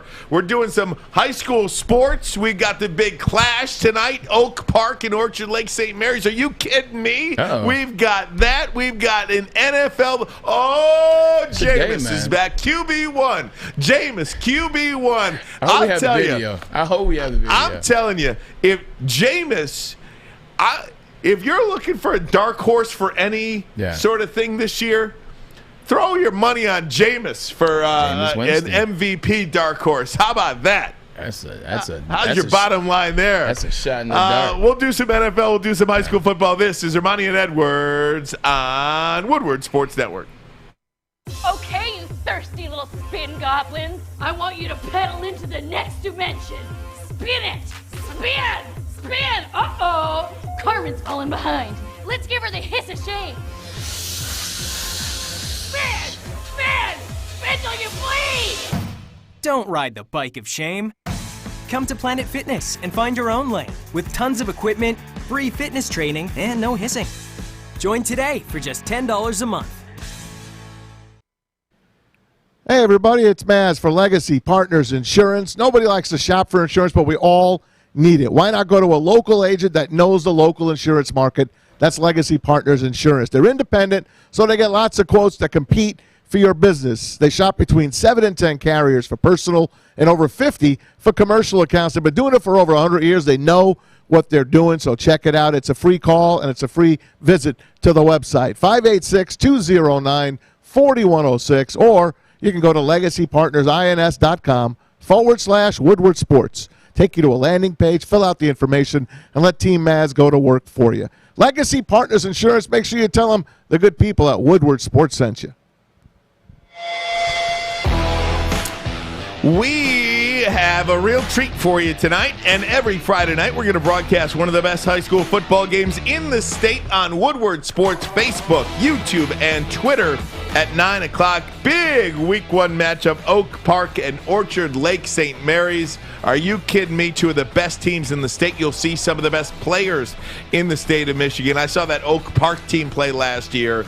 My goodness, at the end of the season, they started off 0-6, but at the end of the season, they got some players back, and they are as good as anybody. Orchard Lake St. Mary's, year in, year out. That's what we got absolutely right. So we're going to get some talk about that coming up. Played with a bunch of Orchard Lake St. Mary's guys. Huh? I played with a bunch of Orchard Lake St. Mary's guys, man. Jermaine Gonzalez, man. You had he was so good when he came to Michigan. As a quarterback, moved him over to wide receiver. I remember that. Moved him to wide receiver. You had Maurice Seawright, who was Mr. Basketball and Mr. Football, class of 2000. So wow. Got some Grant Mason. Got some names out of Orchard Lake St. Mary's. That? All right. Charles Davis went to Purdue. That was all the same team, by the way. That was all the same squad. Dang. How about that? They had to have won the state championship. They did. They beat Renaissance. They beat Renaissance in basketball, and they won football as well. Well, how about that? Guys, I want to get into some NFL talk right now because it was revealed earlier today that Jameis Winston is going to be the starting quarterback of the New Orleans Saints. He will replace, I guess, for lack of a better way to say it, Drew Brees. Yeah. QB1, Jameis Winston. This is a guy who threw for over 5,000 yards in the league. This is as talented a quarterback. I mean, you talk about a list of the top 8-10 quarterbacks in terms of talent. I think he's on that list. Yeah, I don't think that, but I think he has that. I'm not. The turnovers he's got to clean up. But you want to just talk about pure talent. Right. He's on that list to me. Top 10 for sure. So you saying you can name you can't name 10 guys better than him? So Tom Brady, Stafford, Patrick Mahomes, not Stafford. I'd take Jameis over Stafford. So you take pure talent, you're taking Stafford over Jameis. I'm just going to list them for you right now. Mahomes, Lamar Jackson, Tom Brady, Russell Wilson, Russell Wilson, Herbert, Josh Allen. Josh Allen. Okay, Herbert. Deshaun Watson. I can't. Best ability is availability. He's not available. Right. You talking right now? Or you talking about right now. Right now. Oh man. So you don't take Deshaun Watson because he's not available right now. Yeah, he's not available right now. Well, Dak's not available right now. Dak's playing. But I'm talking. I take Jameis over Stafford for sure. So are we talking about freshman, rookie quarterbacks as well, or just quarterbacks I don't know. that have some? Kyler Murray. Here's the point. He's a really talented guy. I'd take Jameis over both those Derek guys. Carr. Jameis. Okay. I'm a Jameis Winston guy. Okay. And I think he's going to be really, really good for the New Orleans Saints. I think they're going to take some chances. I think that wide receiving core with Michael Thomas, Alvin Kamara, I mean, I don't think they're going to miss a beat. In fact, I think they're going to be better with Jameis than they were with Drew Brees. Last year, they couldn't get down the field. Last year, Drew Brees had something crazy with the attempts. He couldn't complete a pass over 20 yards if his life depended on it. Go look at the numbers. Drew Brees was nothing down the field last year. I mean, the man did have cracked ribs. I understand that. But I'm just talking about what he was on the field, whether he played with cracked ribs or not. Right. You think he learned something over the years with Sean Payton as a head coach, not to throw 30 interceptions, a 30-30 man? I'll give you that. Like in terms, he's got talent. I'm not going to deny that. Yeah, he's definitely got talent. You know, he won the national championship as a redshirt freshman. He went back to the Final Four his second year, lost to Mariota and those guys. But he showed flashes a lot when he was in Tampa. He showed a lot of flashes. The 30-30 year with 5,000 yards passing. You can't.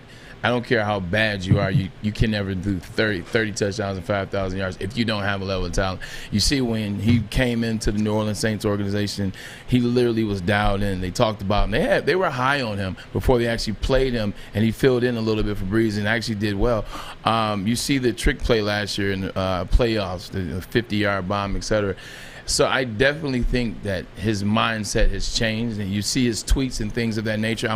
Remember before the season started, I don't care who's out there, what they're doing, I'm going to outwork everybody. Like, nobody's working as hard as me. So I definitely think Drew Brees and Sean Payton have instilled something in him that he didn't have down there in Tampa. So I'm excited to see what he does. I was just trying to think about if I would take those quarterbacks over him, like just over outright. Here's another reason why I'm excited about Jameis Winston this year too, is because you talk about the culture, you talk about an organization. I mean, you know, we talk about it with your career. You know, you go to a franchise that really wasn't very good, one of the worst franchises, really one of the most dysfunctional franchises. Oh, you don't have to remind me. When you go to Cleveland, but you know. When Jameis Winston was at Tampa Bay, it wasn't the most harmonious feeling there in Tampa either. There were some real problems in that organization. The roster wasn't all that great, and he was a young player. I'm interested to see when you take Jameis Winston, you surround him with this Hall of Fame, behind a Hall of Famer in Drew Brees, a Hall of Fame head coach in Sean Payton, in my opinion, a great organization in the New Orleans Saints.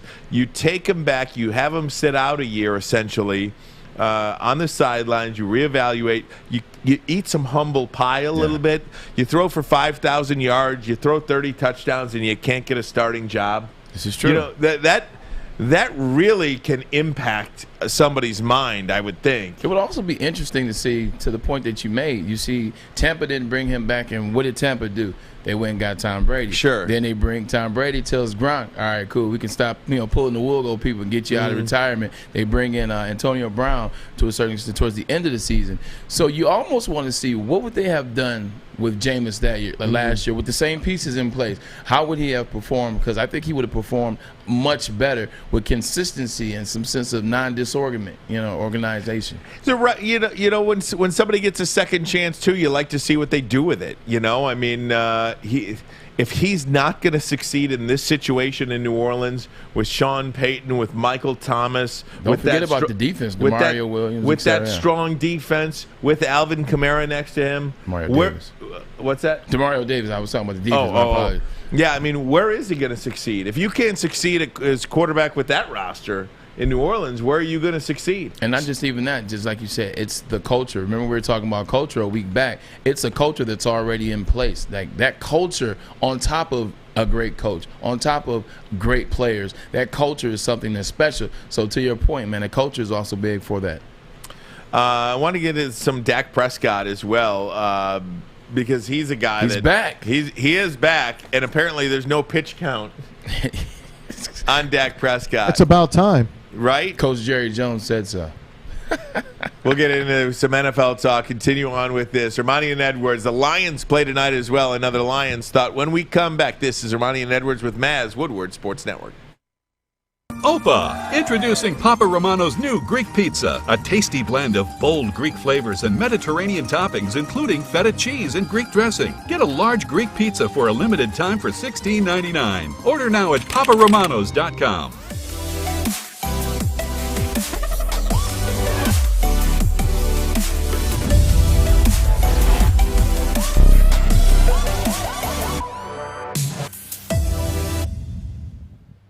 Hey, Levels in Centerline is now open. Come experience the next levels in cannabis on Sherwood between 9 and 10 Mile. Download their app today. Start collecting points so you can level up. Search Enjoy Levels in Apple or Google Play stores. Make sure you stop by Levels today and you mention Woodward Sports sent you.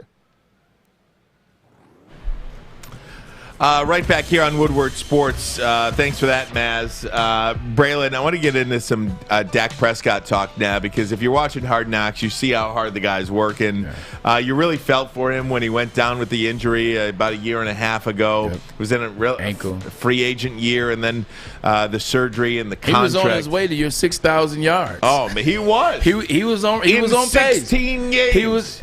But he still only played 4. Can you imagine if he got to play 17 games that season? It's still the Dallas Cowboys, and it's still a lot of season left. What do you like about Dak Prescott coming off the injury here? usually when guys come off the injury, like he's been very dialed in. Like, guys tend to refocus on what's important. Like, why did I fall in love with this game? Like, what's going to get me through this rehab process? Like, what are my teammates? Reconnecting. And I think it refocuses you. And you've seen that out of Dak Prescott, man. He's been refocused. He's been dialed in. He's not only said all the right things, but you've seen the hard work that he's put in. And, it wasn't easy. Like that ankle injury, they actually was a two surgery. They did two surgeries, and I think his scars in the shape of a wishbone. Like it was a very compound fracture type injury that was very serious. And so, to ride the wave, it's almost been a year that he's been out of football. Now here he is back. They went and put some guys around him, I think, that can help him as well. So I think that, you even see like Zeke. You look at Zeke, his relationship with Zeke. They seem like they were bumping heads at times. Good friends, but, Ezekiel Elliott, that looks really good. He's throwing the ball well, throwing some ball with the pop. Looks like he's progressing well. He's a grinder. He's a true pro. Excited to get him back. And I think you look at Ezekiel Elliott, who made this comment. You look at what he looks like right now. You see the work that he put in the offseason. He shed about 15 pounds. He's probably better shape than he was down at Ohio State. Like, he's not just putting that work in just for himself. He's putting that work in because he believes in Dak. He believes in what Dak. He saw what Dak was doing. He's like, well, if Dak's going to do that, why can't I put that same work in? So I think you're going to see a dynamic. I don't know what the Cowboys are going to do ultimately. They'll be tested on the first game of the season on Thursday night. They play Tampa Bay Buccaneers, but you see Dak, you see Zeke, you see that brotherhood is back. One of the things with the injury, too, for Dak Prescott, you could speak to this, Braylon, is, when you come back from an injury, do you compensate? Do you overcompensate for the injury? You got right knee surgery. Do you play on that left knee a little bit harder and try to baby that right one, I think you do. For me, they say the ACL process is a 1.5-year process because I came back after ACL in 6 months and I played in 8 months. And I could play, but it still was some favoring a little bit because I was scared. If I go up and jump and come down on it wrong, can I make this hard plant into the ground and run this comeback at full speed? So you do kind of favor it, but that's at the wide receiver position. It's different from a wide receiver to a defensive back to a running back versus a quarterback. Quarterback doesn't have to put necessarily the over-the-top exertion on ankles and ACLs and like ligaments and bones and muscle. So I think that comes back ready to play. I think he'll be fresh out the chute because of the position that he plays. Can we do something a little organic now? Yeah, let's go. Okay, and Maz, I'd like to bring you into this discussion as well. If I must. Yeah, I want to ask you guys because we're predicting starting quarterbacks here in the NFL. Okay. I've got the list right here. Can we hold that till after our high school? Yeah, are we on now? We're on. Oh, good. We've got we got Stick in the audience. Stick. And we've got Brian from Planet Fitness, Brian Reef. Brian, how you doing, buddy? Doing great, Ryan. How are you? There he is. He's there. We got it. Brian, we're excited to have high school football tonight. Northville's playing tonight. My daughter's getting ready to go to the game. I used to cover high school football a lot, and I would go to Northville. They've got a great field there and great atmosphere. I know you're really excited. We're finally returning to some sense of normalcy. Amen to that. Amen to that. Brian Reef, CEO of Planet Fitness Michigan Group.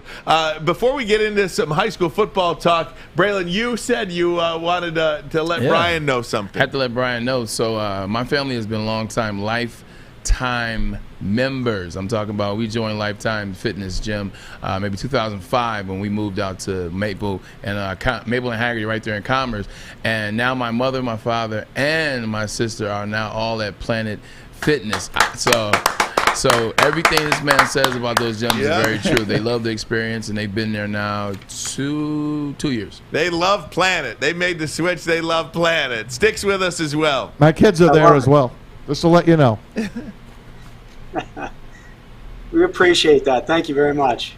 So what do we got tonight? We got the Friday night clash, Oak Park and Orchard Lake St. Mary's. Just tell us about how excited you are and bringing this. It's really a community-focused kind of deal that we're doing here. we're excited to partner with Woodward Sports and sponsor the high school football games. We've committed for years to giving back to the communities that we operate in, and it started probably about 5 years ago as part of our corporate social responsibility in an arrangement we set up with the Boys and Girls Clubs, and it's called our Judgment-Free Generation. And so that's a philanthropic effort where we work very closely with the Boys and Girls Clubs of America, and here in Michigan with the Boys and Girls Clubs chapters locally, and doing a lot of work, not just monetary donations. We volunteer time. We've built out many judgment-free zone fitness centers at one of their locations, and we continue to do more of that. But the important piece of it for us is really addressing a problem that still exists today, which is to combat bullying and really to promote kindness, which is essentially what Planet Fitness is about in the judgment-free zone. So where that consistently ranks number one year over year as a number one concern that parents have of high school age kids.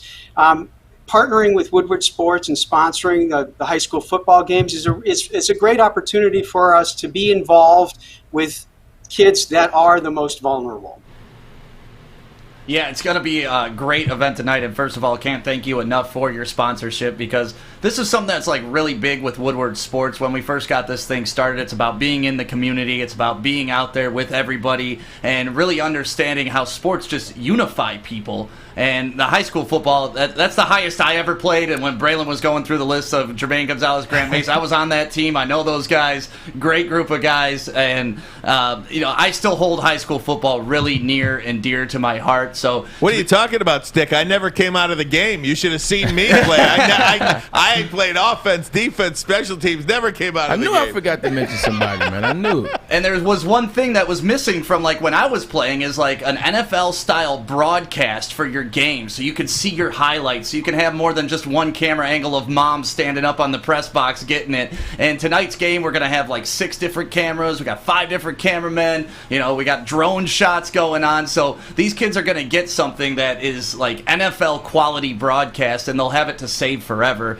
which to me, I'd still be watching my high school tape if I could find it. Oh, man. I could find mine, Stick. I've got them close. There's no doubt about it. And we can't thank you enough for your partnership, Planet Fitness, with us, sir. It's a really great partnership, and we're doing great work in the community, and we appreciate you for allowing us to partner with you as well. Thank you. Thank you for your time, and looking forward to working with you guys. All right, Stick's on the broadcast tonight too, baby. Yeah. I'm starting out doing sideline reporting the first 2 weeks because Joey's getting married tonight. Married? And then he's on his honeymoon for a week. Are you kidding me? But then when Joey's back, start like the really, really big games, like the big schools, Walled Lake Western versus Lakeland. You got Dakota versus Chippewa, which those games are always insane. And you get about 8,000 people probably. You do, man. They sell. Sounding incredible. It's like that Texas-style football. 8,000 people. Yep. You got the production value and all that. I'm excited, man. Listen, if you go to Grosse Pointe South, make sure you take Ryan with you. Oh, man. He's a stud there. Signing autographs. Legend. Thanks, Brian. Brian Reeves, CEO of Michigan Group Planet Fitness, a partner with us here, and we are a partner with them, Woodward Sports, the Woodward Sports Prep Night. Every Friday, we will broadcast one of the best high school football games in the state. Woodward Sports Facebook, YouTube, and Twitter. Gentlemen, thank you. We will take a break and come right back, and then I got to ask Maz and Braylon about my Jameis Winston top 10 quarterback in the NFL question. I'm going to win this. No, you won't. We'll be right back. Take care. Okay, you thirsty little spin goblins. I want you to pedal into the next dimension. Spin it! Spin! Spin! Uh-oh! Carmen's falling behind. Let's give her the hiss of shame. Spin! Spin! Spin till you bleed! Don't ride the bike of shame. Come to Planet Fitness and find your own lane with tons of equipment, free fitness training, and no hissing. Join today for just $10 a month.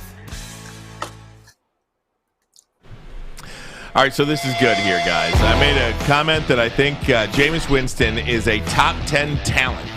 All right. Okay? Top 10 now talent. See, now you got to back. You can't just say things Okay. in life anymore. So here's now the deal. you have to back it up. So here's the deal.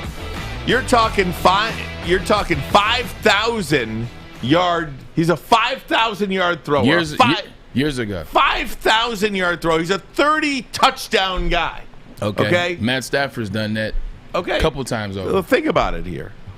So I'm going to go just quickly. You tell me, is Jameis Winston better or worse than the guy? Ready? Yes. Jacksonville Jaguars, Trevor Lawrence. No. So you're saying you'd rather have Trevor Lawrence in 2021 than Jameis Don't ask Winston? me a question and then ask I'm me asking to back you. it up. I just want to make sure. Trevor Lawrence. Okay. I'm going to stick with this year. Yeah. Jameis Winston. Okay. Sorry. Zach Wilson. Jameis. Zach. Ryan Fitzpatrick, Washington. Jameis. Are you asking both of us? Yeah. Okay. Tua, Miami.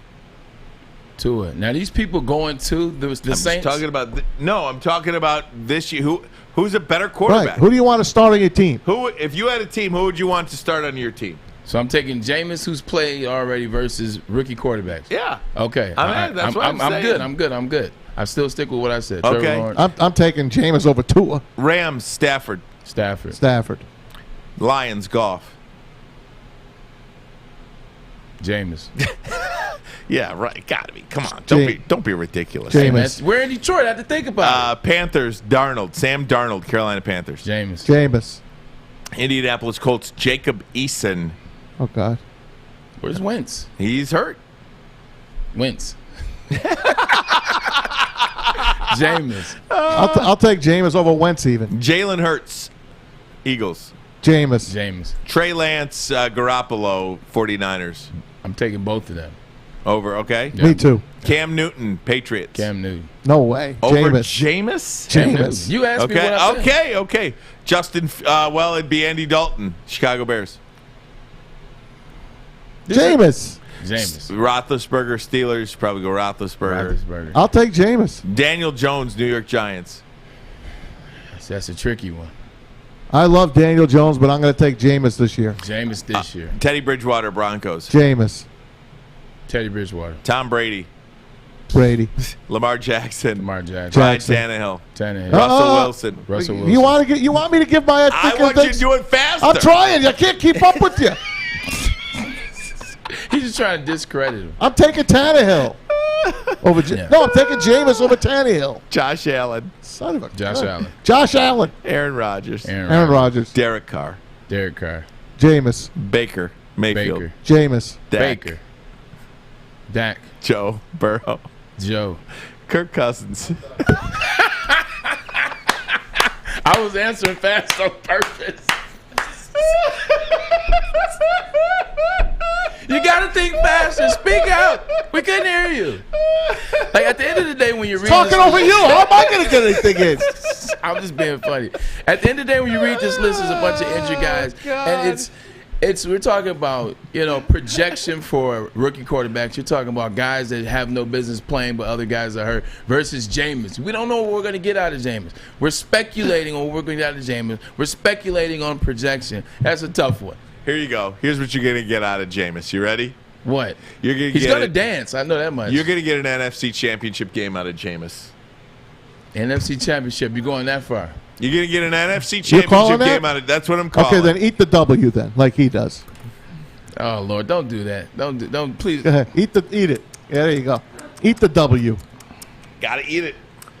I tell you, he's the king of Shaqting the food. Like if we were just looking at his highlights, he's the king of Shaqting the food. But I mean, that's my team this year. The New Orleans Saints going to be at least in the NFC Championship game. At least. So they passed their prime, man. They're done. And they're going to play either the Packers or the Bucs. They're going to play the Packers or the Bucs. The New Orleans Saints. Fight me. They're in the division. Fight me. They're in the division with the Bucs. So that don't matter. No, I know. Minus that. That's not what I'm saying. Was minus them. The other teams are in shambles right now. Garbage. Atlanta. That's what I said. So I don't feel. I can understand them getting to the playoffs. Fight me. I'll fight you. You think they're going to get by the Rams? You got Seahawks. You think they get by the 49ers? That whole division. Yeah, the whole Seahawks? Whole division. Dude, the Rams. The Rams are going to be terrible. Rams, Seahawks, the Cardinals. Yes, the whole division. The Cardinals, bro, that whole division. You can't get out of the South.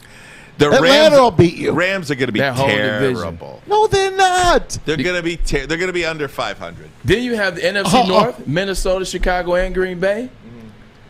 They're going to be under 500. I'll bet you a meal at Emily's. Nothing. At Emily's. Nothing. I don't bet. Not They said, I'm strong if you strong. And I said, we strong then. I said, are you strong? They said, I'm strong if you strong. And I said, we strong then. I said, are you strong? You know what? I take back a couple of people I chose. I chose him over. I choose them over. Come on, you don't want that guy to be your Braylon, eat quarterback. the W. Eat it. Hell no. Hell no. I'll take the W. I love Jameis Winston. Like James, I told you, I agree. Like with the clip that you're showing, that's his redshirt freshman year. They were national champs, and he had to have a fourth quarter comeback, an amazing quarterback. But they never get that if you don't get a fluke play out of Auburn against Alabama and a field goal miss. You could have let you have some crab dinner with them. Dude, that's some crab legs. Why you gotta do Jameis like that?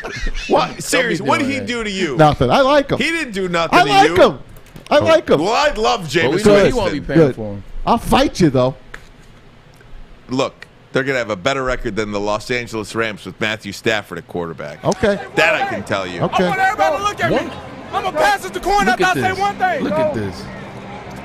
Get it, Jameis. Get it. That's a Look at his teammates. Look at his teammates. They're like, what the hell? How many people want to eat a donut? See, one of my Get that W, Jameis. By the way, after this game, they got killed in that game. By the way, One of my biggest issues with Jameis, and that's why it's not hard for me to choose quarterbacks over him. And I hope it changes, but some things you can't change. He's desperately trying to lead so much. Like, leaders just know how to lead. Leaders know how to go out there and lead. Even if you're a vocal leader, even if you're a silent leader, leaders know how to lead. It looks like he's just always trying to lead, and nobody's buying in. Even in the games, the national championship, you know how many first-round draft picks they had on that team and second-round draft picks? It's not hard to lead a bunch of guys that are already, can lead silently as well. And you look at that, nobody bought into that. And Tampa, mind you, Tampa was a team struggling. They were very disorganized. They had a lot of personalities going a lot of different ways. Kind of like, which way did he go? And I understand that. You can't bring that down to the Saints. Them guys going to be like, hey, Sean, get him out of here. Saints got a good culture. Got a good coach, got a good receiver, got a good running back. Sean better sit him down for the season. Strong on the lines, offensive and defensive. Yeah. Oh man, Braylon, you could go back and play for the Saints, man. You got Jameis throwing dimes at you. I could. Des Bryant went back 1 year, so hey. Don't forget Taysom is there too. They got some Taysom Hill packages. They got some Taysom packages. I'm looking at this list. There's no way he cracks this top 10. Oh man, way. I'm almost going top 8 now. This is so you. I'm almost going top 8, bro. He can't crack this list. We were starting at this is 5. Deshaun Watson. I don't care if he's not available. Okay, fine. Deshaun. This is just 5. He doesn't crack the top 4. Okay. 5. Josh Allen. 6. Dak Prescott. Lamar Jackson. Matt Ryan. No, come on. I'm telling you what this list says. If you just go, who would you take, Matt Ryan or Jameis? Jameis. Is it Matt Ryan's fault that they don't know how to call plays 20 in? Twice on Sunday. Is it Matt Ryan's fault Jameis. that he always gets a new offensive coordinator every season? Take Jameis. All right, anyway, Baker Mayfield. Jameis. Matt Stafford. Jameis. Ryan Tannehill. Jameis. Derek Carr. Jameis. The first Kirk Cousins. Jameis. Oh, Justin Herbert. Jameis. Ben Roethlisberger.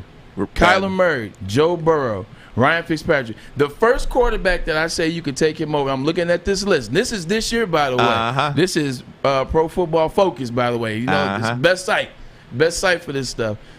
Joe Burrow at 18 is the first quarterback that I actually would say, you know what? Maybe.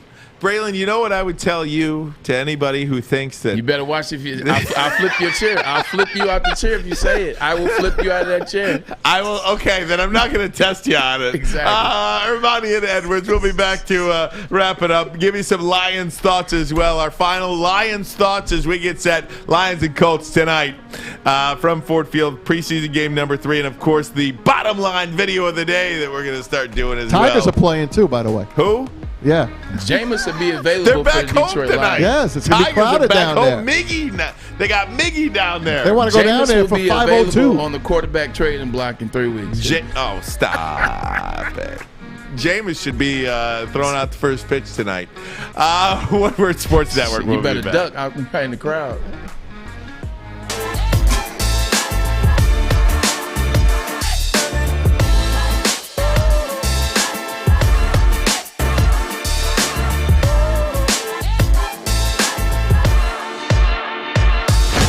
To win a custom-built chopper while helping our veterans at the same time? Then watch as we turn this bike into a one-of-a-kind classic chopper. Watch the Call Sam Chopper Shop on our social media channels and get your raffle ticket today at callsam.com/chopper shop. Papa Romano's handcrafts pizza that have made them a Detroit favorite for over 50 years. Yummy. House-made dough, hand-cut veggies, and fresh cheese make all the difference. The same quality goes into all their pizzas, salads, subs, and pitas. Order now at paparomanos.com. And when I was growing up, it used to be my favorite. Ooh. Still your favorite, Braylon. Hey, that wasn't bad, man. So I can do a couple more. Did a great job, man. Appreciate that. Very good, very good, very good, very good. Okay. Detroit Lions. No more Jameis. No more Jameis. Detroit Lions. Wait, Papa Romanos or Jameis? Papa Romanos. Papa Romanos. Let's be honest. Only if Jameis is selling it. Right. Oh, my goodness. Lions and Colts tonight, guys. The outcome, doesn't really matter. I would like to see some progress from Jeff Okudah tonight. I would like to see some progress from that offensive line tonight. And the wide receivers are, an important unit to me. I'd like to see, is Brashad Perriman going to play? Is he going to make an impact? I mean, Tom Kennedy, I think, has solidified himself as a player on this team as one of the 53, I would think. How about Alizé Mack? Tight end. At the end of the day, if I'm the Detroit Lions and Dan Campbell, I think they're a team that has a lot more to prove in terms of younger players and getting some more experience before the season starts. I wouldn't play Jared Goff. Yeah, I'm not playing DeAndre Swift, obviously. And I would take a couple of those linemen I wouldn't play. But other than that, man, I'm playing everybody. Like, even though this is the last preseason game and you worry, we got 2 weeks. We have 2 weeks. I will play everybody a couple series just to still get that feel, get that vibe. I think it's necessary for a team like the Detroit Lions moving forward. I could not agree with you more, Braylon Edwards, about this because I don't understand why, and this is really one of the first mistakes I think that Dan Campbell has made. Jared Goff should be playing at least a series or two, in my opinion. It's going to be over a month since he took real live game action. Jared Goff, new team, new coach, new coordinator. He's all you got, though. New teammates. But again, you're probably not going to make a run at the playoffs this year anyway. True, but I'm not going to risk the chance of David Blau being my starting quarterback for 16 games. I get that, but I think at some point you got to get some reps too. I wouldn't do that if I'm Jerry Jones and Mike McCarthy. I wouldn't throw Dak Prescott out because there he was injured. Because he was injured. Because but he's healthy now. So what's the difference? Well, he's playing devil's advocate. Mind you. Look, I just don't think the player. A player that coming off of injury that just signed $40 million a year should be playing preseason games. But that doesn't mean to say that Jared Goff shouldn't get some time out there outside of the first week of the preseason. But that's neither here nor there. This bottom line, Maz, can I ask you about this bottom line video of the day? Yeah, of course. We're going to play this now. Where'd you dig this up? I found it on one of my favorite sites on Twitter, Today in Sports. Today in Sports. Favorite sites. I was like, where's he going with this? Yeah. All right. We're going to play that now? Is that what we do now or what? We can do it right now, sure. Let's do it right now. This is 1995 on This Day in Sports. Uh-oh. This happened at the Big House. Uh-oh. 10 for seconds. It's come down to this in the opener. And for the Wolverines and their fans, here it is.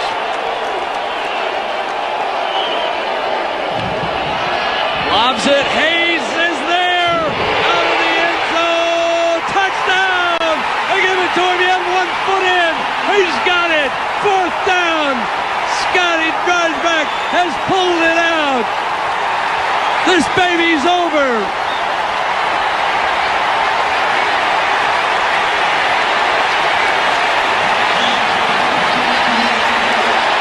That is the biggest comeback in Michigan football history. They were down to Virginia 17-0. Because of the celebration on the field, they may not have seen him. Now I want to watch Hayes drag this foot. This is critical. One foot has to be in bounds. Watch the right. Yeah, that left one, it's in. Yeah, that left one, he got the left. That's clean. What a call there. I mean, are you kidding me? You know what's so Brett crazy about Musburger? that is that's before instant replay. Yeah. So can you imagine them like on the field? They probably look at each other like, what'd you see? I don't know. What'd you see? It's funny you mentioned that because that's the first thing I was thinking about was that's no replay. Yeah. There's so many similarities in that game to the game that we always mention. You know, it was how many points were they down? They were down 17-0. What end zone was it right there? Your end zone. Man. And They didn't have instant replay in 1994? No. And then remember Were you alive in 94, Fish? I was not. Wow. Remember the Jason Avant catch in overtime of that game? Absolutely. Guess what end zone? And guess what foot he dragged? That same end zone, that same corner. And Jason dragged That was Desmond's Notre Dame. That was Desmond's Notre Dame game. Something else happened in that end zone. That's a Lloyd Carr game, right? I think that was Lloyd's first game. First game as a head coach at Michigan. That was Charles Woodson's first game too. Wow. What a team. 95, 96, What a 97. I was proud. What a program. Oh, was I proud. That was Michigan football, right? Yeah, that was. I don't even remember the last time I got excited for a Michigan game. Jared I Irons was swear. I know. Sick. Fish. Speaking of college football, there is college football tomorrow. Will you guys be watching? No doubt. Oh, heck 100%. yeah. Nebraska and Illinois. Yeah. And Is that Matt, where did we're you going? have some sort of correction to make on, Did I? on the Illinois win streak? Oh, yeah. That was terrible. It was. CBS Sports Line. Yeah. I go on it yesterday, and it tells me Illinois has won 22 straight home openers. Well, tomorrow is a home opener against Nebraska. They're a 7-point underdog at home. So I bring it up, and my buddies correct me. Maz, they lost last year. They lost last year. Last year. So CBS has got their heads up there behind. So here's how you correct it. Nothing counted in There 2020. you go. Nothing counted in the pandemic. So I don't think Doesn't it say home openers? So they could have been away for their opening game. No, because the second day, home, the yeah. second game they Was lost home? as well. Okay. That was home. Yeah. And also says Nebraska is undefeated in August games. Uh-oh. So something's got to give tomorrow. Sounds like CBS just needs to stay home. Well, how many August games they played? Like 2? 19. August? You missed Yes. by 17. Oh, 17 is okay. becoming a popular number today. Yeah, right? Yeah. I mean, my goodness. What do you got going on in Braylon this weekend? Just hanging out, man. Just hanging out in Ann Arbor, spending some time up there with Ryan. Just gonna chill and relax, man. Dude, it's so good. I will tell you, I'll just give you a little. I'm tonight. I'm going to soundboard at Motor City. It's a Heroes Gala for the Tunnels to Towers Foundation. That's where the money goes for the Tunnels to Towers Foundation. It's a great charity. It's a great cause. I'm heading down there, but I want to do nothing every day I'm off. Like if I'm You off, work hard, man. I'm so with you. Like, both you guys' schedules are just ridiculous. all I want to do is sit on my couch and do nothing. Yeah. Does your wife let you? Does Nicole let you? Not really, right? It's not so Like she'll much. give you the look. No, it's not so much her. It's the kids. That's okay. They, it's fine. I got a 6-year-old and a 4-year-old. For those of you who don't know, and they always want to play. Yeah. And I'm like, where do you come up with this energy? Like, don't you have each other? That's why I had the second one so they'd play together. Now they're both right. want you. If I don't know, but I love the kids. But Hey, man, I got to move my baby girl, my firstborn, Lily, to Michigan State tomorrow. God bless you, Max. Okay, my house tough. right now is. How you it's feeling? I feel sick. My house is a disaster. I can't believe how much stuff she owns. Right. And I can't believe I looked at her. I'm like, you're taking all those sneakers and shoes? She probably has 20-something pairs. And of she's staying sneakers in and the shoes. dorm? She's staying in a dorm. Her roommate's already moved in. They don't even have a space for 20 pairs of I sneakers. don't know what the heck she's going to do. I'm like so overwhelmed. and I got to put her in the car tomorrow. My wife's done all the work. How do you with her. feel emotionally I'm sick about to it? my stomach. Maz, be honest. Are you even going to get to the campus, or are you going to see the campus board and say, all right, get out. I can't touch the campus border. No, it's okay. I don't care where she goes. I'm just saying, as long as she shut up, Alex. I'm just so in that cage over there, buddy. I'm so sad, man. This is a kid I used to lay around with her. We watched Sesame Street. We hung out. We did all of this kind of stuff, and now I'm gonna let her move out. You know what? Her sisters are gonna be hurting. You know, her friends that came over that all my daughters hang out with. They're all at school now. It's just. Did she know her roommate? She met her via Facebook. They interviewed each other. It's a blind situation? No. Oh, they know each other very well now. Now they do. They interviewed each other. It was like a dating site almost. Really? Yeah, that's what they do. That's what kids do now. Wow. They put their life up on Facebook on this. If you're going to Michigan State, they have a Michigan State page. Ridiculous. You meet each other. They met for lunch here in Birmingham. Then they went to dinner at our house. Then they went to breakfast. Then we went out there. They're like best friends now. Oh, that's great. She wanted to have step out of her comfort zone. I did the same thing. I went in blind, and I don't know. Am I allowed to say that? No, but that's what we called it. You went in with your eyes closed. You shouldn't go on a. No, but that's what we called it back when I was a freshman. You in wore Michigan. a mask on your eyes. I know. Come on, we're not getting back into that. No. I'm having a good day now. I'm joking. But Jeff Miller from Sturgis, Michigan, was my roommate at Michigan. Bursley Hall. We took the bus. North Campus. I was so disappointed that I was on North Campus my freshman year. You're away from it all. And then it was the greatest thing in the world because we got to take the bus everywhere. It was cold. We didn't have to, get dropped off pretty much at the door of your class. I mean, it was great.